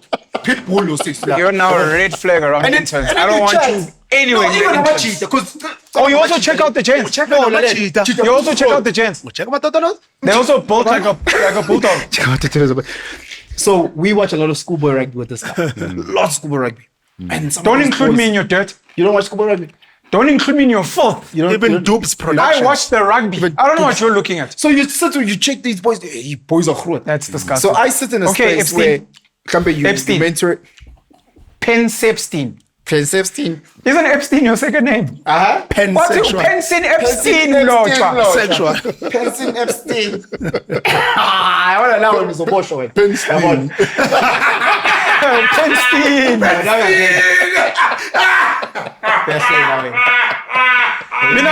Mina ngibuka irabhu kuwamathanga abafana abancane. Okay. It's a safe space, sir. Please feel free to share. The Black Forest to tell me all sees. So once you sit with late analysts or sisters and you guys engage, like, okay, there's intern, because sometimes an intern will be like a 28-year-old. You know, physically they're even smaller than him, but in the conversation, what you can pick up. I know when you've experienced life, they don't even tell you age. You can see what's okay, lo. Hey, brother, what were you doing before you came? Oh, I was working out. Okay, sure, got you. And then some of the conversations, because a lot of these people, bafundile, banama honors, banama in, and then you find out it's okay. Oh, okay, she's young. That's 22. That's what always kills me. Again, I'm generalizing and I apologize. Guti. When on a 40, you know, kulma no season at 20, because the relationship has to get further than just the camera. Absolutely. So, what is it that we are engaging in terms of our dreams, our passions? Sometimes there doesn't have to be that, though. But it goes. But it goes back to what I was saying earlier on about when you meet someone and it's just bums, but mentally you're not stimulated, intellectually you're not stimulated, and we're all looking for different things. But for me, I don't care how good the bums are, but if our relationship becomes nothing but bums, sure, then there's no relationship. Yeah. Was it you that sent that clip? No. Who sent me that clip? For me, because I love current affairs, because I love what's happening in the world. Yes. I want to be able to have those conversations. It can't just be we're talking about TikTok trends and TikTok videos and entertainment. And yes, I mean, some people appreciate that. Sure. But once in a while, let's talk about my brain. Let's talk about what happened at the Saab last week. Yeah. Let's talk about Iran and the Middle East and Israel. What's your views? Let's talk about what's happening around us. Sure. And it's not for everyone. Not everyone is about current affairs. And it's not about all the time. And I always say the good Lord has someone for everyone. Just khona nje bafuna ukujola find- nje for just izinqa sort ne-TikTok. of find your There's a person. lot of them. Bafuna umjolo, bafuna ukwakha umuzi. I want to actually just highlight that. Bafuna ukwakha umuzi can nomuntu build a family without those Yes, conversations. labo bantu bafuna nje ukwakha umuzi just ngezinqa ne-TikTok chats. Yes. Aye, good for them. And honestly, there's nothing wrong with that. I think it's our differences that make the world go round. I agree. I just think ukuthi those people come back basikhalele. I think, and again, I'm not talking with you need to be high level now. We're talking about, how do you turn uranium? No. I'm just saying with you, there comes a time when you must miss where it's beyond the physical. Because What if she's a good mother? She gives you bums. Sure. That's it. Between the two of you, it's only bums, but she's a great mother. Khona la kuzowa khona because you need a strong wife. Angithi ngikhuluma ngoMiss Moss. I'm not talking about just purely raising your kids. So she can be bums and good mother, and that's great for the kids. There'll be things outside of that. And again, I don't want to make it just intellectual conversations, but there's certain virtues. There's a recipe, there's a sauce that is needed in order to miss her. Because once she's given you 4 kids, amabela say lapha kuphi? phansi. Mabele. That's disgusting. That's just human. And if you can't have conversations outside, if your person, because again, she's gain weight, lose weight, all these things that Now you're about broke. now blow up at the same time. So it's not just broke. Now, man, yes. So let's say I'm Whenever broke. men have this chest, they forget now. So when now you I'm might broke. fall as well. I'm not next. So there has to be other things That's that because you hold guys, up this relationship if we're looking long term. Then I'll say sharp. But the relationship is hlula point. So 26 abantu. Umiss Uzulu, I think una. Oh, sorry. I think Umiss Uzulu una 51. I'll have a clippies and coke, please. Ex-farce. Umiss Uzulu una 51. Yeah. And one of his wives, Usihle Mdluli, the yellow bone, is reportedly 25 years old. I don't know if you guys have seen her. I mean, I have no view. Don't ask my view, sir. Ojan. We can't hear you. You need to use a mic, Chief. Come No, on, Chief. I'm sugar, but Yes, use a mic. Oh, no, Indlovukazi, no. not Ndlovukazi. Ndlovukazi phela. No, that's You said the first latest interval. lady. So The light-skinned lady. I'm not. Have you seen her? I mean, I have no. Don't even ask me anything no, but because my Pedro, opinions are not so great. what are your Ghost. what's your opinion on On your mate. on Fair play. Nothing wrong. yeah? Nothing wrong at all. There's nothing. At all. Zero. 20 and up for a 40-something-year-old gent. They can do whatever the hell they want. And they're both adults. Yes, prefrontal cortex. They everything else. But- In the USA. they both adults. Fanta. They both adults and Or comfortably so. Miranda. They both adults and comfortably so. Whatever they decide to do, it's up to them. Yeah. Do you think we police people too much in terms of their behavior and their choices, or is it in the interest of a better society that we do police people's behavior and choices? You're speaking in this context. All contexts. Because I think we've become a nation and a world of we police everything. Women can't wear this, men can't do that. If you're over 40, don't wear skinny jeans. If you're a widow, 5 years later, why are you laughing on social media? You lost a husband 5 years ago. Everyone is policed. You're right. So you spoke earlier that you read a lot of books. Shout out to that. And you spoke about worldviews. Yeah, The problem is that our worldviews are sculpted by certain people that decide. sure. So a conversation like 20-year-old, 18-year-old and a guy, you shift the worldview Yeah, to a slightly African 4 generations ago, completely different conversation. sure. Because it becomes, the families have come together, the adults have agreed. She's of age, she's 16, she's at umemulo, and fair play. But because of the worldviews that are forced upon us, things like she hasn't even finished matric, she doesn't even have a that means nothing in nature and it means nothing in the real world. We are trained to police by people that Empowered. pump a lot of, Propaganda. I don't know if it's propaganda, but they pump so much that we end up Being sheep parroting about it. what they're telling us to do. That's why you see the feminists now. Oh my gosh, a 40-year-old guy with a twit, that's disgusting. Who said that? And it just keeps being repeated until someone says, but gents, that's not right. Based on what? Then someone comes and says, but legally it's okay. So now you're just parroting what the law said. What if she's 30 years old, but she's actually really immature and you're taking advantage of her? So if your daughter is 20 and she brings a 50-year-old guy home, are you fine with that? I'm not. Why not? Based on the law of averages. Yeah.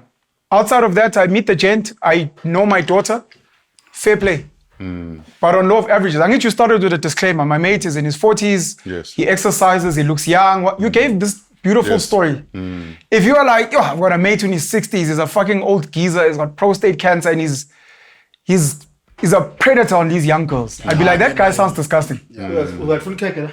No. So what if he's 60 and he looks after himself and he's a decent gent and your daughter is 20?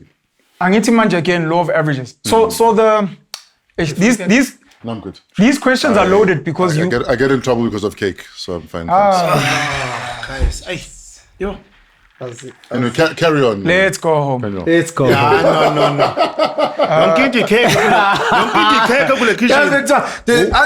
Look, it was very clear. Yeah. No, we're not going to address. I'm fresh. cake toast intolerant, so yeah. Carry on. So people personalize these things because they're looking for an emotional reaction. Yes. And I understand. What would you want for your daughter? Yes.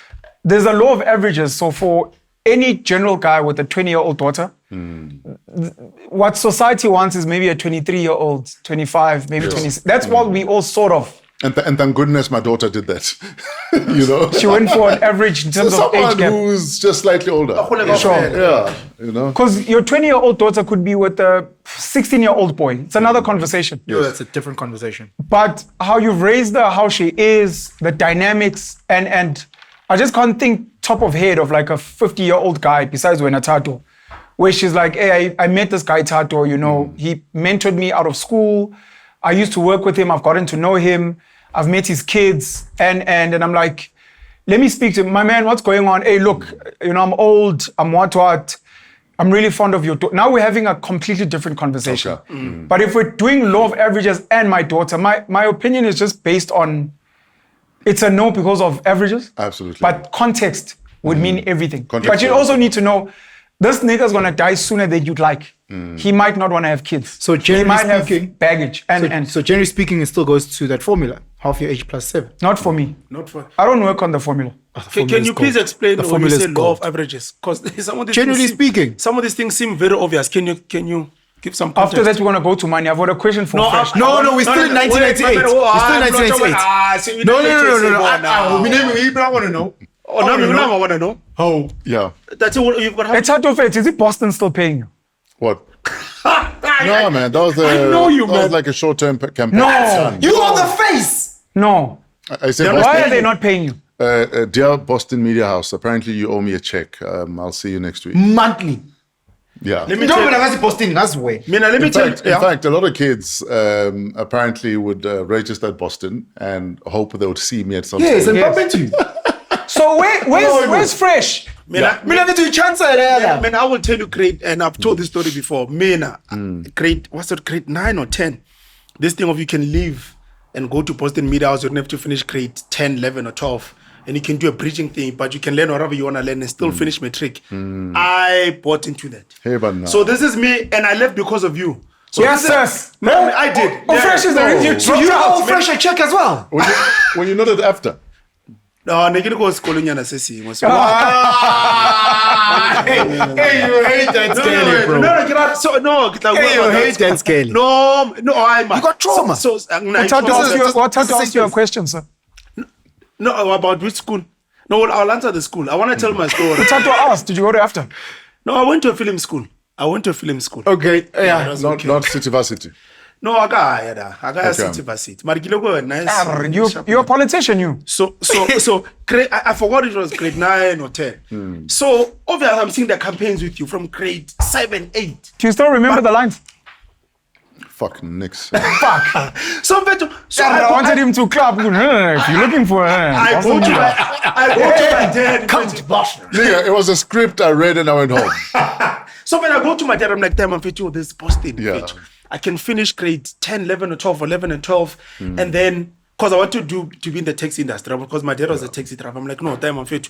Get to shop at the taxi. Yes. And then I can study and finish Why you taxi school. driver? You yabona uyabadugisa abantu. In.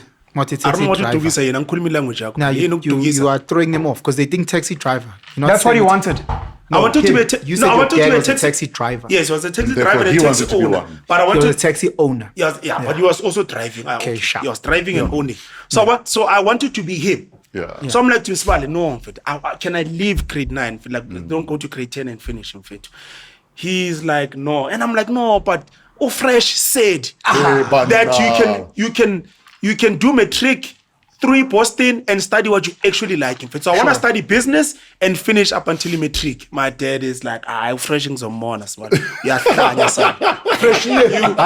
Fresh. And I was so convinced. In fact, then what he did, in fact, he calls his younger brother, because they were young, and it's like, in fact, please speak to this An kid. intervention. Hey man, they called me out like, no, matric is important. Yes. I'm like, no, but Fresh said.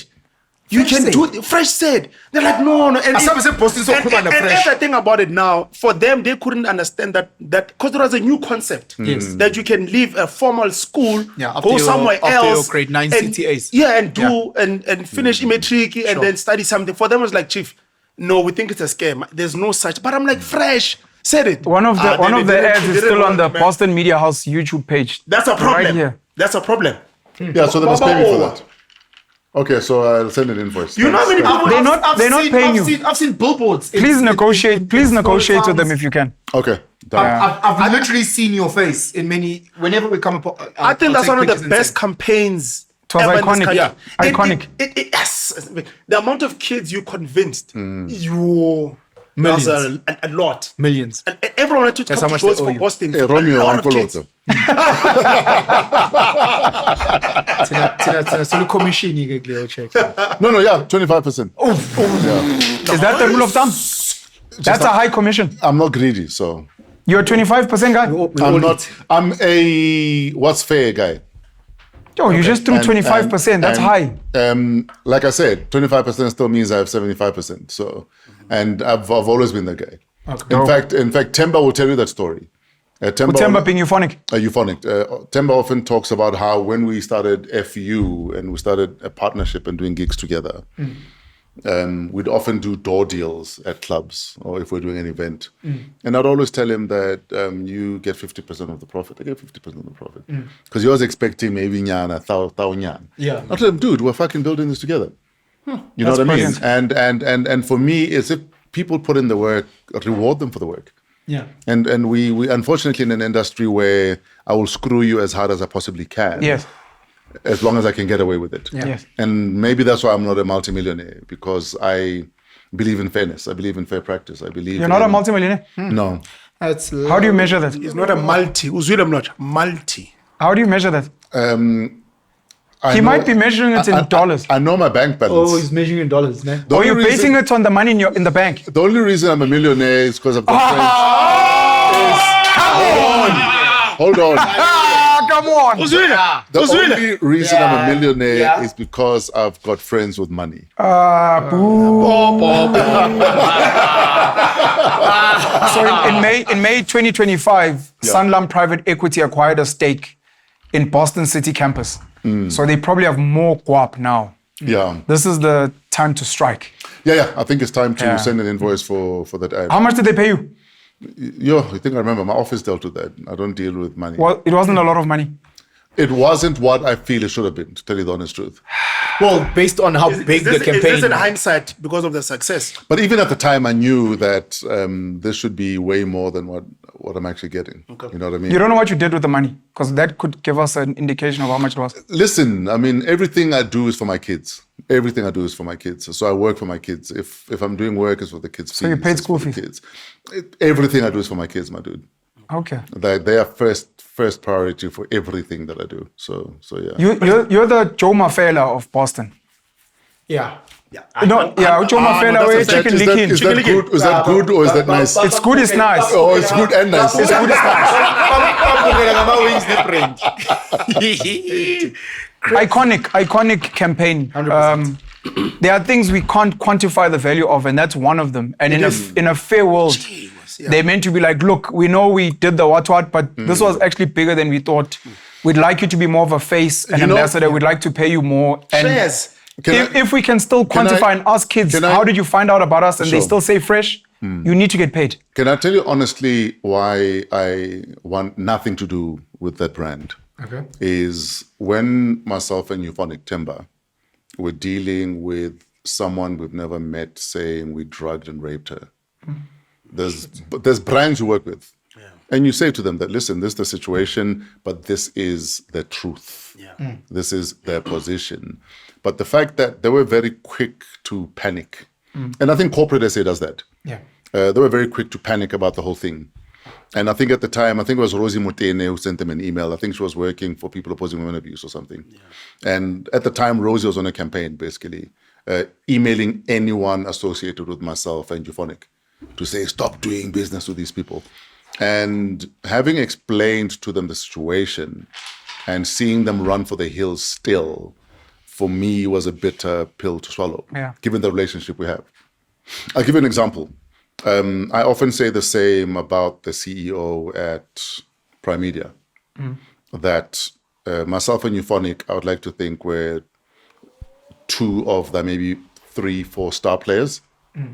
And if I'm running a billion rand company and I'm told that my star player has done something, I'm going to throw as much as I possibly can at it to verify if it's true or not. To verify, not to choose a side. Not to choose to a just side. verify. You're a billion rand company. Yeah. You know what I mean? That gentleman is also a very different type of guy. Who? No, I'm not gonna say names. No, but it's a new CEO now. It's a new CEO now. It was someone else at the time. Okay. And for me, like I'm saying, if I'm running a billion rand company and Penwell works for my company and someone says Penwell did this to me, Sure. I will have a conversation with Penwell and find out what is the truth here. Yeah. And I will listen to Penwell. I'm a billion rand company. I have enough money. Because it's like allegations. I have enough money to hire enough private investigators to get to the bottom of the thing. Got you. That's what I would do. You know what I mean? And I felt they had an opportunity to do that, but they didn't. If I have a billion rand company, I have an opportunity to find a cell phone expert. They can get phone records. They can triangulate and find out. At the time this person said this happened, were any of you three in that area within that entire period? There's so much you can do to get to the bottom of something when you have the money to do that. But if the first instinct is to run for the hills, then for me, you're not even worth your weight in salt. So for me, I think those two businesses let me down when I thought they'd be the two that said, how can we make this go away? And without burying it. Because for me, I'm about clear your name. Don't bury shit. Especially if you have nothing to hide, if you have nothing to run away from. Don't bury shit. Is the silver lining that, well, I think you alluded to it, would say now you know where the thing is, when you're going through a fire, that's when you realize who's on your side and who's not. Sure. I always say when you're on fire, there's someone who'll piss on you to try and put the fire out, but they're still pissing on you. And there's someone who'll call the fire department to say, let's put this fire out. And that's what you learn when you're going through shit or dealing with shit. So that's the silver lining. Like I said to you guys earlier on, that there's always a silver lining.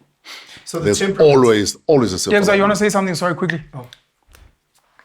No. So your temper. You need to leave. Yeah, no, I want to leave. Okay, then please can you just address that before you leave? I need to shy span. Sir, Yeah. can I take this off? Producer. Producer. Yeah. Can I take this off? I must keep it on. Okay. So I just want. Yeah. Why were you here? I can be here. Sorry, Tato. We'll carry on with that story. Just logistics. No, I'm done. No, it's not done. It's not done. Yeah, no, it's not done. It's not done. Mlotshwa will come through and add what he needs to. You know what you're saying is so hectic because I remember Tiger Woods when all the allegations came out. Everyone was like, all the brands must just cancel him. And Phil Knight actually came out because he was the biggest sports star for Nike. And he said, I need to be besides him and he must prove that he didn't do any of these things. And that's why and his accusations for bums. Yes. Actually, just for bums. Yeah. So it's what you're saying is so right, man. I think that's what we're suffering with South African brands compared to American brands. American brands will still stay with you. They're like, no, we Zaguza, but he will prove. I mean, but I've even seen it with the podcasting where their risk appetite is nowhere. There's zero risk appetite with podcasts. If you're not a safe podcast, you'll get zero Well, advertising. unless already it's because normally it'll be the brand first. They find the face of whatever the podcast and they curate. Yes. How You've been in this game for long. Is the data, I mean, you'd answer it as well. Is the data that says that people will not consume this brand because of this allegation? Is there any data that you... No, I'm trying to figure out from your side because you've been in it for long. I'm trying to figure out, is there such a thing? Let me tell you why I don't necessarily believe that there is. In fact, there's a study that came out. When is this episode going out? I don't know when the study's coming. When is this episode coming out? In a week, 2 weeks? In a week. I mean, there's data that came out literally yesterday that shows that despite... Summer boy, Thanks, sir. welcome to the show. Hey, Tara. That despite everything that R. Kelly has been through and Spotify pulling his music, the streams are still up there. Spotify pulled his music. I can believe that. Yeah. Kels is a fucking musical god. And Who's Vasilino? I mean, I've got female friends who will say to me, an R. Kelly song was my wedding song. Yeah. How do I R. Kelly my wedding? That yes, he did terrible things, but his song might have an Aliyah on it. So do I, as a result, then also cancel Aliyah? I think just the ability to again, abantu are different. I think with the Winnie Mandela documentary that's out, Winnie Madikizela Mandela, I've been able to separate her work in terms of the political side with her as a woman, a wife, and a mother. Yes. And I've got separate opinions on the two. And even with Dukels, I'm not going to act like I don't listen to Ignition. I do, but also understand, Guti, this is the, Yes. and I think people that struggle to do that need to actually have a deeper dive in themselves because they also are not perfect people. But Espanin by Espan, and they still amazing pen and pen. I see you guys have now brought on the star player. The B League player is out. Vela League. So, now it's a real podcast. Yeah. Okay, let's take it from the top. Can we start recording now? Come on. The bomb squad is here. Boom. Before we carry on, man, Tato, I also want to say I'm a huge fan of your work, Yes, Big sir. Dog. Thank you so much. We speak about Amakrotman and people that have led the way. Sure. Some of us are getting older. I turned 40 this year, and to 20-year-old niggas, I'm a older nigga. You're an older nigga to us. I found it interesting. Oskido Nabo Christos, Amakrotman to you, even though the age gap is 3, 5, 6 years or somewhere there. Yeah. But we appreciate you so much. No, thank you, madam. And on this topic specifically, man, cancel culture is a real thing. What I don't like, you mentioned Rosie Muten, and I'd Yes. like to know your opinions of her and people like her, and the two brands that we're mentioning. Honestly, Prime I Media and- think, she was doing what she needed to do. I mean, if you're part of a formation that is opposing women abuse, then that's what you need to do. She's doing what you she don't needed believe to what do. you're saying. No, but I'm for real. She was doing what she needed to do. You don't believe what you're saying. She was doing what she needed to do. I'm not saying it was right. Okay. Because unfortunately, because we live in an era where often women are not believed, the default becomes believe everyone until the person, the alleged perpetrator, proves otherwise. Which is But unfortunate. that's a toxic thing. Which is unfortunate because people's lives get ruined in the process. That someone has stepped down, someone has forfeited, I don't know, Income, salary, whatever, whatever it is, only for tomorrow someone to either say it was a false accusation or that they've been acquitted or whatever it is. But at what cost? What's the cost to that? And no one cares about that story. And no one gives a fuck, bro. Yeah. And What's the lesson for her and women like her, in your opinion? like I said, everyone is doing what they need to do. Everyone is doing what they feel they need to do. Unfortunately, sometimes what you feel you need to do is at someone else's expense. Is at the expense of someone else's livelihood. Is at the expense of someone else's means of production. You know what I mean? But like I said, and I often have this conversation with Euphonic. I'm mad at no one. I appreciate the lessons. I appreciate that. It's when you go through a fire that you see how fireproof or not you are. And how else are you going to find out without going through the fire? So yes, there have been the losses. I mean, we've lost millions of rands in business. We've lost millions of rands in endorsements and relationships and everything else. But I think we've also found who the fuck we are. We mentioned corporate SA as an institution, but I've come to realize corporate SA is young black boys and girls sitting in rooms saying, yo, guys, did you see that tweet? We can't work with him. Yeah. So we might say it's that company, but you might find it's a handful of young black kids who saw something on social media. Off a script. What script and from where? So this is the question I'm posing. The corporate repercussions. This is the question I'm posing. Okay. The decision makers are no longer old white men. But sometimes the board is, though. Sometimes the board is. That's okay. Yes. So I'm asking a more detailed question because Utebza was asking about the data and when we speak cancel culture, who actually pulls the trigger and why? Because it's one thing to be like, oh, guys, this looks bad. We can't invite Fresh. He's going to be bad for the podcast. And you're like, why do you say that? Based on what? Who? YouTube? Is it based on money? Is it based on where you work? Is it based on the people you know? Or on your fears? Because it might be this hazy thing we've created that may not be real. Absolutely. And, you know... No, but I disagree with that. And I often say one thing I appreciate about working at the SABC is the SABC have never bowed down to social media pressure. Ever. And I witnessed it when I was on suspension for saying Msuneri on air. Hey, you can't say it here now. Now we're going to be suspended. What did you say? Msuneri. No! Msuneri. Yeah. Anyway. Yeah. But, you don't know you were eventually fired. Weren't you fired eventually? Yeah, eventually I was Is that on that big radio station? At Metro, yeah. Not a fucking Suneri situation. We say names here. We're not afraid to say names. So. No, man. I think also sometimes we pussyfoot around facts. It's a fact. Okay. I mean, Yeah, I was at Metro and that's what happened. So they don't But what I appreciated about working there is the fact that even at the time where at the height of my suspension and I'm trending every day with people saying put him back on air, they were very clear that we don't run our station on social media. We'll do what we need to do and we'll make a decision. And I think corporate SA lacks the balls to do that because everyone panics. The minute someone says Penwell did this, they panic. Yeah, it's over. You know, pull every ad he's in. Yeah, nobody's even bothered to ask Penwell, what do you think?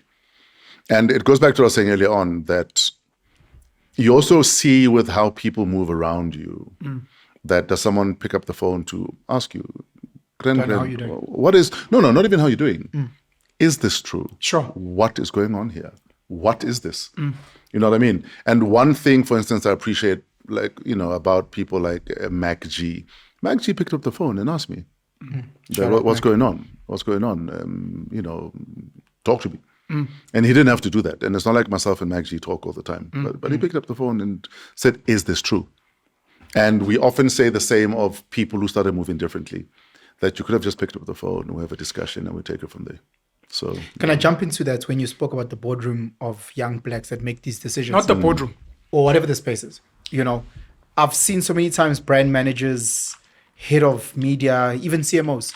They don't set the rules.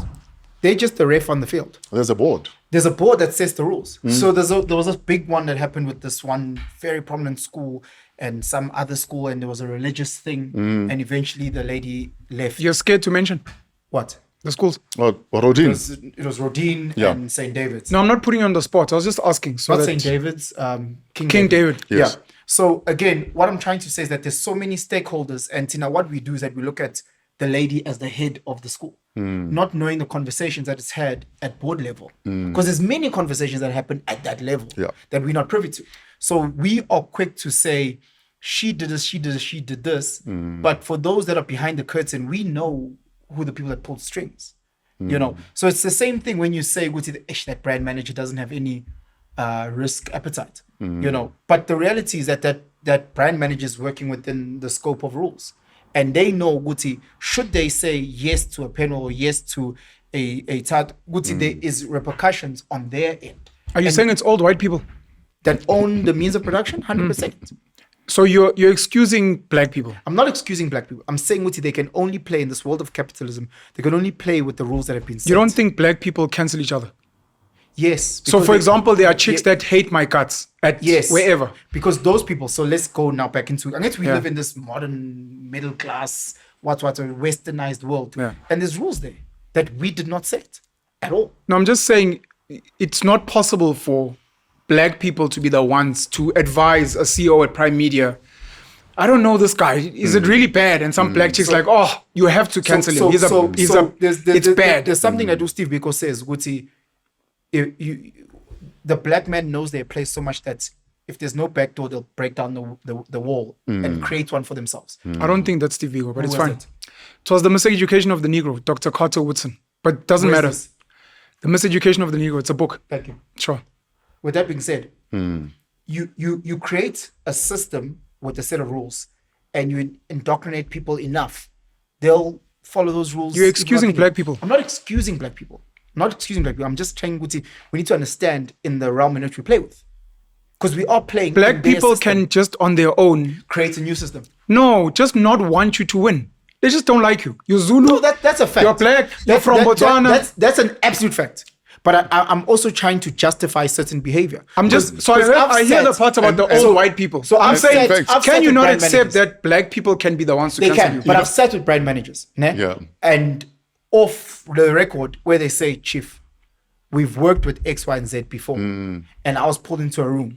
So now whenever someone works within that same bracket or framework, I now know to not play in that space. You know, all you need to do again is beat the strongest nigga hard enough.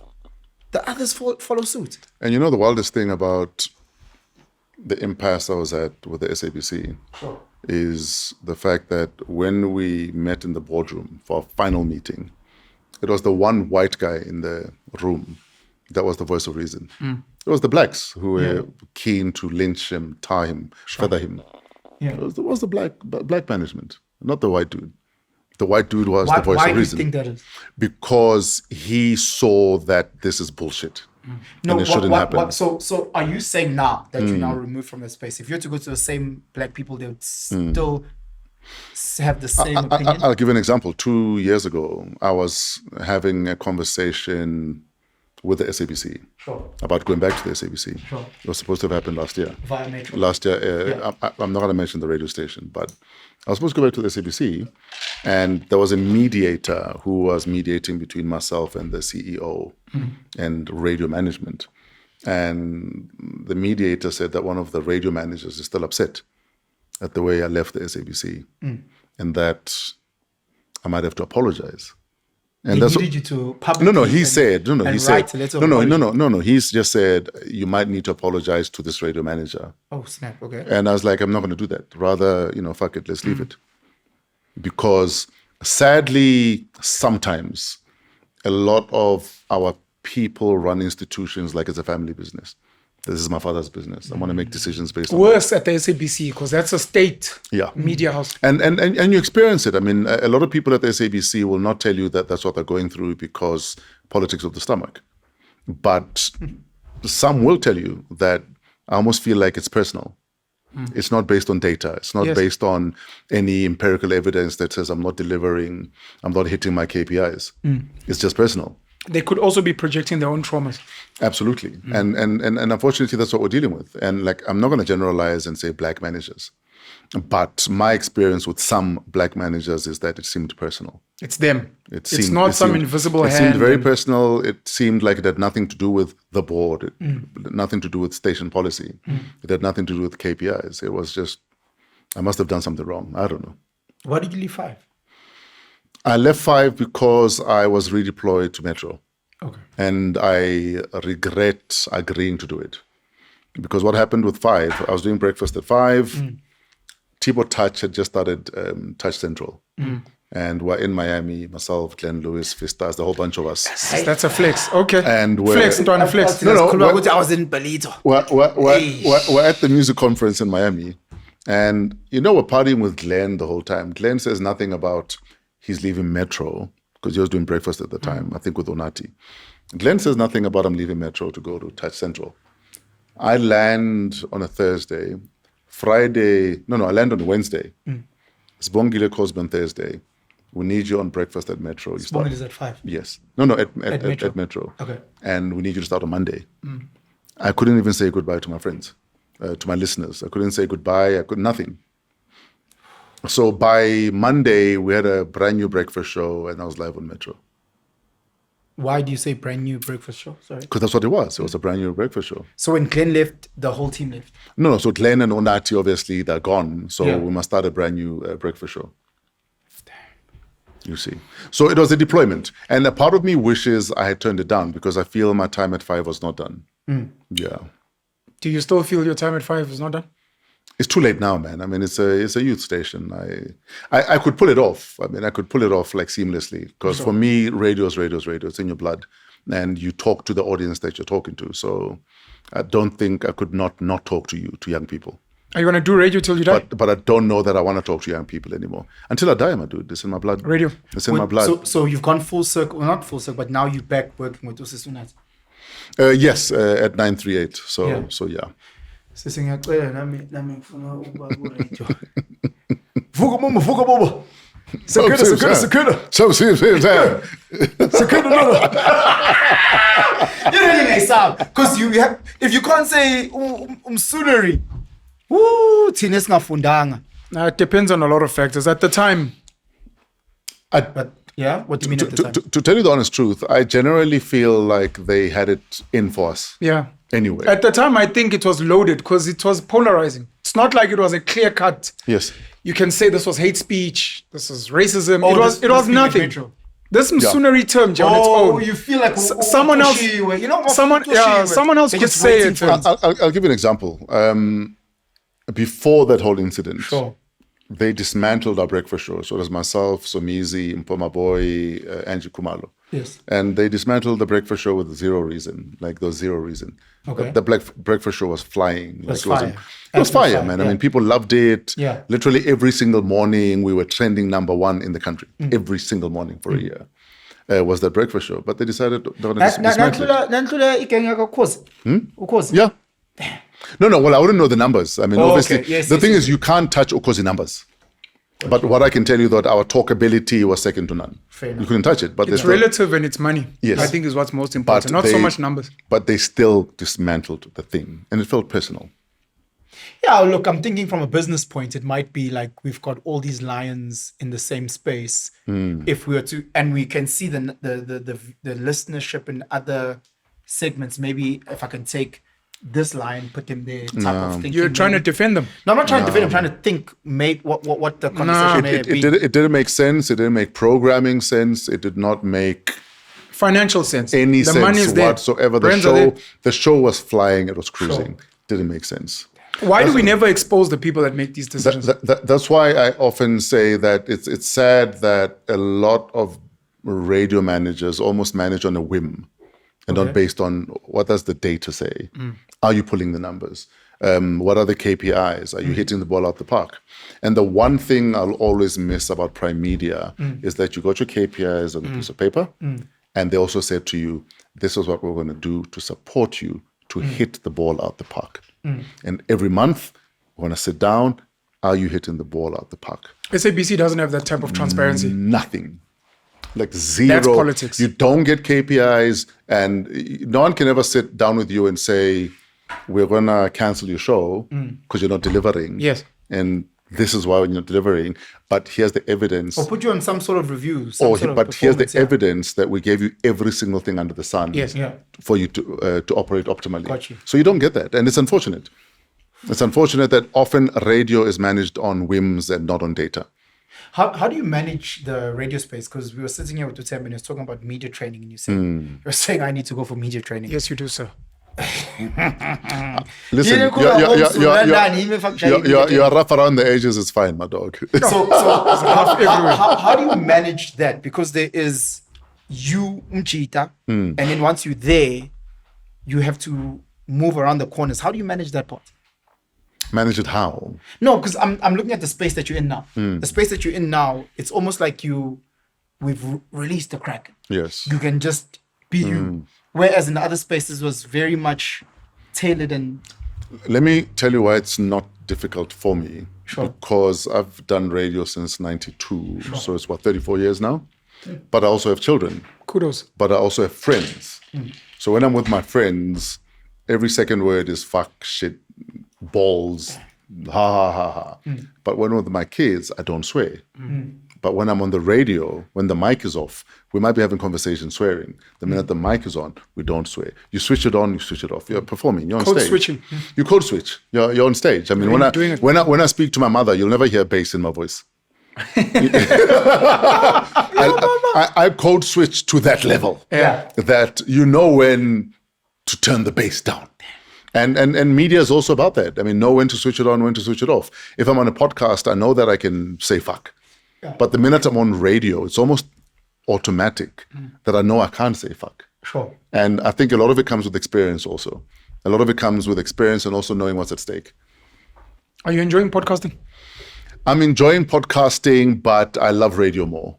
Why? I love radio more because I can see the impact quicker. Okay. I can see the lives that I'm affecting quicker. I can see the change that you're making in people's lives. It's almost immediate. Is it the distribution? It's one, the distribution, but I think also just the immediate feedback that you get with radio. So maybe streaming. Maybe if you were to try streaming and not pre-recorded podcasting as a I'll always be a Radiohead. you don't think you can do radio as a... You can do podcastable radio or radioable podcasting. Yeah. I mean, there's space for hybrid. Okay. And I think generally talk radio is podcasting. Sure. It found a new name. Yeah. And the ability to say fuck. Sure. But podcasting is talk radio. Okay. Without the music and advertising. How was the adjustment going from those, obviously the big name brand radio stations to where you are now? Because I'm doing what I love and there's a microphone and there's music and there's an audience, I don't care where I'm doing it. You know what I mean? So it's not like I have to adjust or make a mind shift. And I always say your fans will find you wherever you are. That's fair. Just build enough of a community. There's a saying, every single one of us have 100 people that will support us no matter where we are. As long as you serve those 100 people, you'll be fine. I'll speak as a podcaster. Yes. A relatively new voice. A lot of people in the streets felt like you guys thought podcasting was going to be a walk in the park because you've got a huge following already. Sure. And unfortunately, algorithms work however. We're Absolutely. also constantly figuring them out. Yeah. And they feel like some of you guys ran away when you saw you weren't getting the numbers. So Sbu's gone back to 2000. I don't know if Cliff was meant to go back somewhere. There were rumors. And then you've gone back to radio. I know Touch did online and then went back to radio. I don't think it's running away. It's where there's an opportunity, you'll take the opportunity. Sure. I mean, you'll be stupid not to take an opportunity to work on a Radio 2000. Yeah. I think anyone who gets offered a gig at 2000 and turns it down then doesn't know what the fuck they're doing. Sure, that's So you national can't- radio. So you can't blame Sbu for working, for a radio station that has probably more masts, FM masts than any other radio station in the country. What's that? As in 2000 probably reaches every corner of this country. Yeah. More than any other national station. It's national. Dude, they used to simulcast Spider-Man as Rabubi on 2000. Cricket These was are on facts. 2000. You know what I mean? 2000 reaches every fucking person. So if Sbu is offered an opportunity at 2000, he'd be dumb not to take it. Yeah. And it's not to say he's running away from podcasting. Why can't you be everywhere at the same time? Sure, which is proven. And I mean, it's a conversation I had with Steve Harvey when he was in the country around 2020, because I was telling him about how I went to Atlanta to visit my sister, who lives in Atlanta. And when I was in Atlanta, Steve Harvey was on, I think, 3 TV shows or 4. Damn. So he was on at least billboards for 3 or 4 different TV shows. Jeez. And he was doing a breakfast show. American work ethic is disgusting. And I remember asking Steve Harvey that, I saw you all over Atlanta. I mean, Atlanta has more black people than any other state in the US. Yeah. And I was asking him, aren't you afraid of overexposing yourself? And he said one thing that has stuck with me. There are 7 billion people on this planet, and until every single one of them know me, I will market myself. I'm not overexposed. I will put myself out there. Sure. So like I said, I mean, if someone is a podcaster and goes into radio, they're not running away from podcasting. Sure. They're just saying I have another opportunity to influence a different breed of people. And why the hell not? Why haven't you left South Africa? To go where? America. Atlanta. Why? Bigger market. 7 billion people, 8 billion. To tell you the honest truth, one of the reasons I love Josie the way I do is because I'm very fussy about weather, climate. Miami. And there's no other city on the planet I'd want to live in and work in outside of Johannesburg. You feel at home here. I feel at home in Johannesburg. I mean, I fell in love with Josie when I was 8 years old. We came here in 1980 with my parents because my dad's uncle lived in Dube, Soweto. And we came here in 1980 to visit my uncle. We stayed at the Johannesburger Hotel in Joubert Park on Wolmeran Street. Oh. I think it was the only hotel that allowed black people back in 1980. And I remember telling my parents, I love this city. I'm going to live here one day. I was 8. That's crazy. But from the age of 8, I already knew that I love this city. Prophecy. I love the energy. And also, I think we underestimate our ability to speak our futures into existence. It's a fear thing. And Manifestation. Manifestation it's a massive thing. I mean, I said it to Zbu before that I live on a plot based on seeing South Fork Ranch on Dallas. Oh, snap. Another flex. You know what I mean? Hey! And I mean, I remember saying that to my folks that I think I want to live on a ranch or a plot one day. And the minute I saw this a plot in the property 24, whatever it was, and it had that white fencing. Sure. Oh my God. As that you picket drive fence. in, yes. Yeah. You're like, that this is picket it. fence. And when you look on Google Maps, the road from your gate to your house is there. Hey! I was like, that's the place. But it's a conversation I had with myself and with my parents when I was watching Dallas in 1980. There's a family called the Headbush Yes. family in the Eastern Cape. Sure. Famous, infamous, I'm not sure. Big family, lots of businesses built by a matriarch. I just found out over the weekend, speaking to one of the girls in the family, that the family was so heavily influenced by Dallas that a lot of the kids are named after the characters. So character. So I'm sure there's a Bobby. Yeah. Yes. Crazy. I never imagined stuff like that. That's why But Kamala crazy. Koli will reach. Uban, When? your face. The only thing you need is a square jaw. Yo, That looks like you've this been guy's eating. talking rubbish. That looks like you've been eating Wilson coffees. Champion.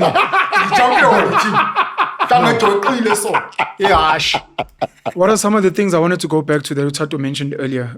I found myself getting frustrated as you were speaking, as guys were asking you about your kids. I actually wanted to talk about that. I was very frustrated. And as I was sitting there, I was like, I wonder what type of trauma and damage I have. Because everything sounds perfect and organized. And I'm like, nah, this guy, he's either speaking from financial privilege or he's speaking from both parents' privilege. But it sounds unreal. I paid for my child's mom's school fees and you have to do your best. I'm like, shut up. You just have money. And that's why you're saying these things. And you're saying it now as PR because you're old. But you need to remember that when I was 19 and pregnant, Now all easy. pregnant. Now all pregnant. He was identifying as pregnant. Oh, So No, okay, yes. okay, trans We're woman. 19 and we're pregnant. I also need you to understand that my dad was very clear about money. That these are my businesses, this is my money. I'm going to put you through school, I'll get you the clothes you need. But if there's anything you want, you need to make money for yourself and get it. So from probably the age of 16, 17, if I wanted Nikes, I needed to work to get those Nikes. It's not like you were given money to do things. So the needs he provided, the ones you had to figure out. I had to figure out. And trying to instill that in my kids is a bit difficult because they're responding the same way that I did. That you almost feel like, why do you hate me? I know you can afford to buy me the Nikes, Sure. but why are you not buying me the Nikes? And that's the kind of background I grew up in. So I'm not going to turn around and say, I got everything I wanted. Are we allowed to ask how many kids you have? All of them. I have 5. Oh, online they've got the How number as 5. many do you have? Online, I'm not sure. Online, he's got 5. Online, I'm not sure. The Infinity Stone. So please come back when you have 5. We're gonna now. The men are about to talk. There we now. go. Close your ears, boy. Close your ears, boy. The grown-ups are talking. I'm not articulating what I was trying to say. So, so Tato, we live in a South Africa where I think a lot of us, I don't know what the percentages are, come from some type of broken family. Yes. The idea of functional family is sort of like scares us and triggers us. And when people speak, it almost sounds like a fantasy and a lie. So when you speak about I was doing this and my kids this, and I always go back to my daughter, it's like, this nigga's capping. But it's from the brokenness we have. And that's why the guys earlier were trying to ask so many questions. Because we're so broken, it doesn't sound real. But you need to understand that I'm not saying things were perfect at home. I'm not saying I had a perfect relationship with my dad. I mean, my mom left for the US. I was 15 to go study. That's impressive. Shout out to your mom. She was one of the recipients of US aid that Trump cancelled. But anyway. No comment. So, I'm 15. My little brother was 2 or 3 years old. And she, at the time, I felt like she was abandoning us. Yes. Because we're kids. I mean, I'm 15. My little sister at the time, I think, was 8. And you guys are not struggling. It's not like a survival thing. My brother was 2. But I learned much later that things were not 100% with my dad. And she felt she needed to get away. She felt like if I don't get away, it's either I get away and go study or I'm walking away from this marriage. That's deep. So it's not like things were kosher. I mean, it's not like we didn't have struggles. It's not like we didn't go through shit. Yeah. My dad had a company. He'd set up an insurance company. I think when I was about 11, 12. And it turned into a massive big deal because I think the big players at the time saw this individual who's trying to offer affordable insurance products to the citizens at the time as inappropriate and as a threat. Yeah. So he had to deal with the public humiliation of that shutdown. So it's not like we didn't have problems. It's not like we didn't go through shit. It's not like we didn't deal with shit. I'm just saying, though, that despite all of that, maybe even in spite of all of that, there was always a reason every morning to wake up and carry on. Do you know the question that I had Yeah. was... I need to take a piss. Can I Please go go take a for it, piss? sir. Go. Yeah, I'll pop my Let's gossip about him while he's here. He's not that big. It's the cameras that are making him Yeah. No, I mean, I'm playing this traumas. question. There's something he said now which I wanted to... I'll ask him when he comes back about his dad. How are you doing? I want to ask him if How are you doing? if he's a failure. So I wanted to ask that question. Guti usuka from this. Yes, there's a guy called Uvusis Tole, for people that don't know, who built an insurance company called Nest Life. So as he was speaking about an insurance company that was for the masses, Yeah. Uvusis Tole did that, and it's been sabotaged. He's one of many stories like that, and it's kind of sad. No, but like obviously the powers that be, there's a certain group of people that I 100% believe Guti, that's what they do. Sure. They fully understand Guti, the little Ushobshobi of a shark grows into being this big monster of a shark. So they've learned over time To shut it down, nip it in the bud. nip it in the bud. Where did you meet Tato? At the thingy that we had. Deep in the city. Deep in the city. Shout out to Tembankosi, Euphonic. Shout out to Euphonic, Super house. I think it's a franchise. It was in Monte Casino. Over 5,000 people attended. That's amazing. impressive. So You were meeting with Tato for the first time there where? at Deep in the City. So Yes, formally yes. meeting him. Obviously, I'm a fan. So met him formally. Chief, like a good Betty does. He sits there like a godfather. Oh, He's got an intimidating aura. and I don't know about that, but he puts the ring. And What are when you he comes talking in and kisses the ring. Hey, my dog, how are you? And you're like, hey, Baba, I know you're a big guy. Take it easy. That's some bullshit. Hey, my dog, how are Hey, you? but I mean, I threw my shot. I was like, putting some fresh. And the weirdest thing is, as you guys are walking together, because obviously I've never met you, Yeah. but I've met a dude here. Yeah. And what I appreciate about you guys is the fact that you speak your minds, regardless of what people think or may say or not say. I always say you're the two guys a lot of people love to hate or hate to love. Yeah, they love me. And one thing I always tell kids when I get into radio is the last thing you want is to leave people indifferent. I'd rather know that you hate me for what I said It means I made a... than you're indifferent to what I said.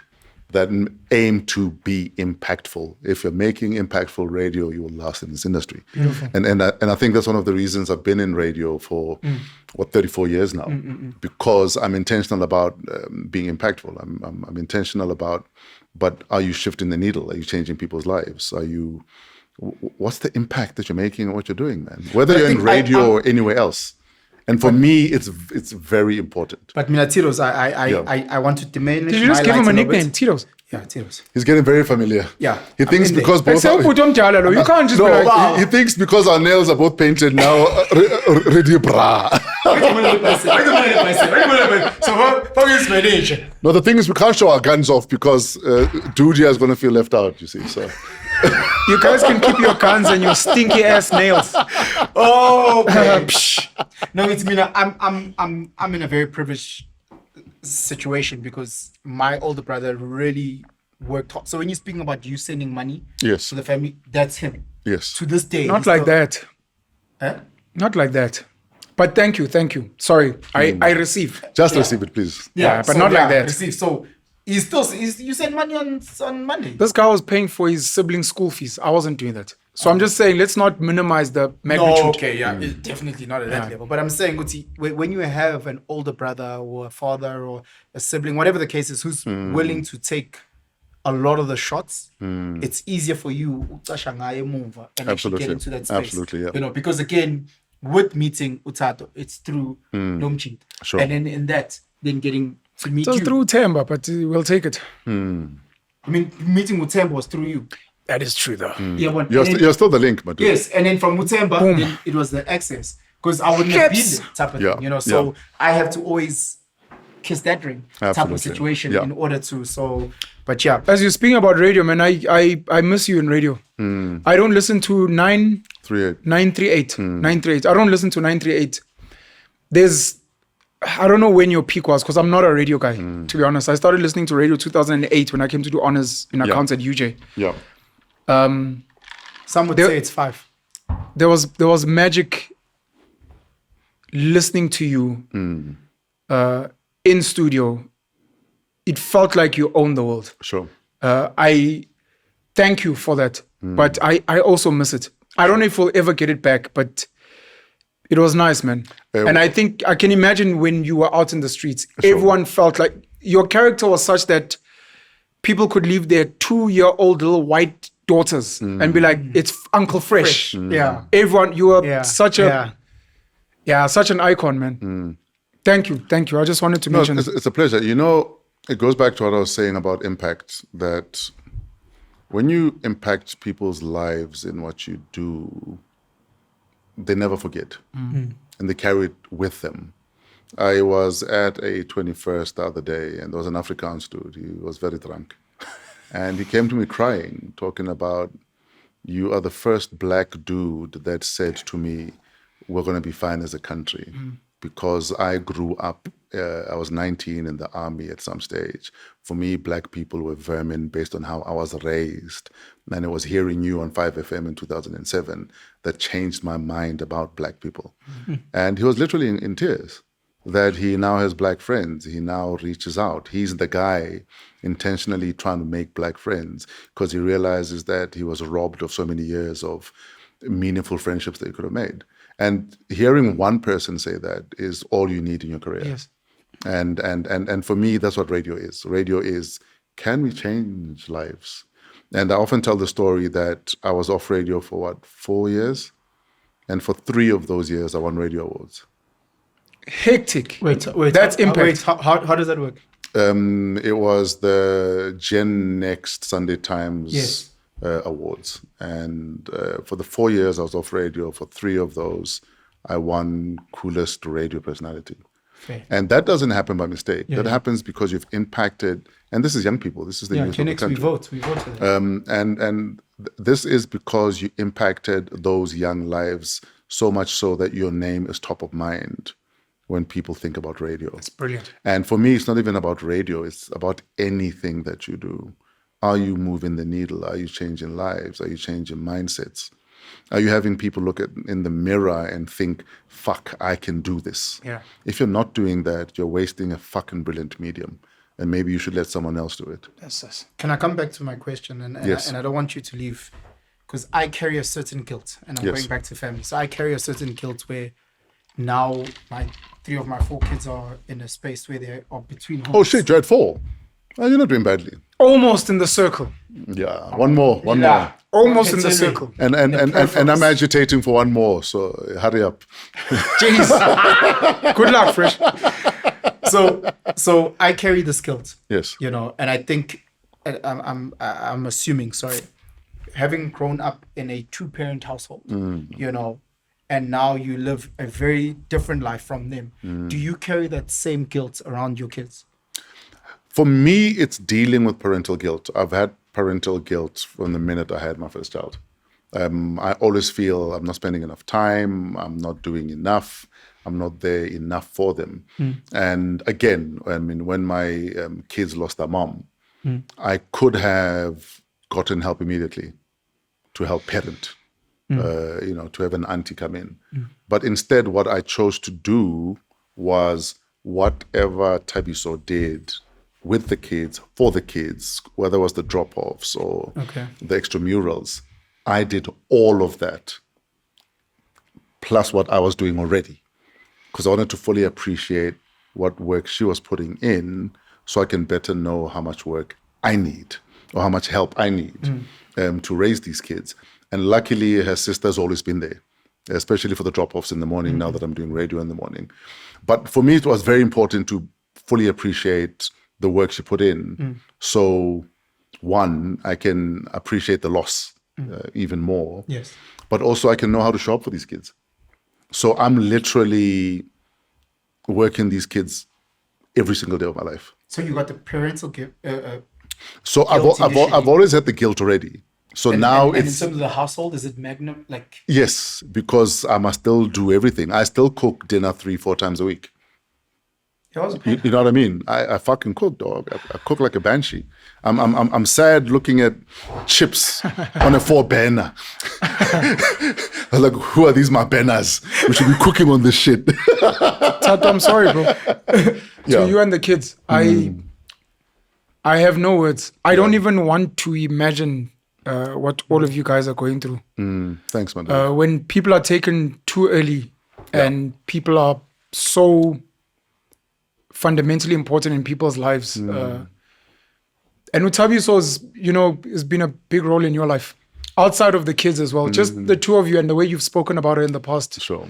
So I just want to say sorry. I don't know if anyone has said it to you, but from my side to day, the kids. to this day, still getting it. I think, and I've had this conversation before on another platform, that the thing with loss and grief is, so I mean, we became friends when she was a newsreader on my radio show back in '99. So we've literally communicated and spoken every single day since '99. That's insane. Every single day. She was your best friend? She was my best friend, yeah. Even, in fact, after our separation and divorce, we probably communicated more than when we were married. So the thing with grief and loss is it goes from that to zero. So having to deal with the void, with the silence, with the, there's not a message today, there's no message tomorrow. For me, that is the biggest hurdle when it comes to dealing with grief. That it was there in abundance and then it was not. How old are the kids now? So fine. So Renee, my firstborn daughter, is what, 34? That's with another lady. Yes. So I'm asking about Tabiso's kids. And then we have Tato, who's 23. Wandi is she's 17. And she's on a gap year. She did her matric last year. And then Lifika is turning 11 on the 4th of May. How are you planning to manage the triggers? So there's going to be milestones. There's triggers every day. High school. No, dude. Matric. The house we're in is a trigger. So there's triggers every day. Therapy. And the kids have done their therapy. I haven't gone in yet because as much as I might need the therapy, and I agree that I need the therapy, because of the work I was doing on myself already after our divorce, because of the work I was doing on myself already, just nje, because of the work I did in our marriage, because at some stage I had anger issues. where I was quick to anger with her and the kids. And I later found out that for some reason, and I also found out that for a lot of people, you hold friends and family to a higher standard than you do everyone else. So you're quicker to respond negatively if they don't hit the marks that you set for them. And often you even get upset at them not hitting marks. They had no idea where marks. Yes. You know what I mean? Uncommunicated expectations. Absolutely. So I went and got help for that. I went and got help for, can I give the people I love a bit more grace? Can I be more patient? Can I be less angry? So getting help for me it's not an option. You need to get help at some stage, especially as a guy. Because often we think, I don't need this shit. This shit is for white people. I'm a strong Zulu man. I'm a strong Tswana man. We don't ask for help. But you need help. And help could be speaking to the pastor, could be speaking to your best friend, it could be finding an outlet, could be finding a forum online of people going through what you're going through. There's forums for everything. I'm sure there's a forum for people who enjoy watching paint dry.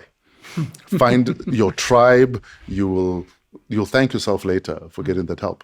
So that's what I've been doing. So I think all of that had me ready for any loss, Nje. You see, so yeah. Why did you guys get divorced, and the heaviness of getting into new relationships after that? And it's almost like with her loss, no woman will ever be good enough. Maybe not to you, but just as a concept. I think obviously the loss of divorce dealing with the divorce, and because we agreed that we're going to divorce with love, because she's always been a Corinthians girl that do everything with love. Hey. You know what I mean? And, obviously with divorce comes all the emotions, the anger, the denial, the blaming the other person, the maybe even asking yourself, why me? I mean, we went through all of those motions, but we'd vowed to each other when we decided that this thing is not working. We agreed that we're going to divorce with love. We're not going to fight. We're not going to fight in front of the kids, and we're not going to give each other uphill about co-parenting. That's what we agreed on. That is why we were able to live together for 3 years. This is 1 Corinthians 13. Yeah. Why did you guys split? We split, amongst other things, like my dude here, I fucked up on more than one occasion. So there was infidelity in some parts, but there was also incompatibility, misalignment along the way. But we agreed that we love each other and we'll be best friends for life. When you listen to Will Smith and Jada, have you listened to Will Smith and Jada? I think it's unfortunate that it's played out the way it has. Yes. More so because all you're hearing is from her. We've heard nothing from dude. Sure. We don't know dude's side of the story. We don't know dude's perspective on a lot of things. So I'm happy that they finally decided that, okay, this is it. Have they? I read the rumors somewhere. out there. Yeah, I read somewhere that they have decided that. I mean, apart from, I feel we invest too much in other people's relationships and lives. Now that we're here, I think it's time to move on.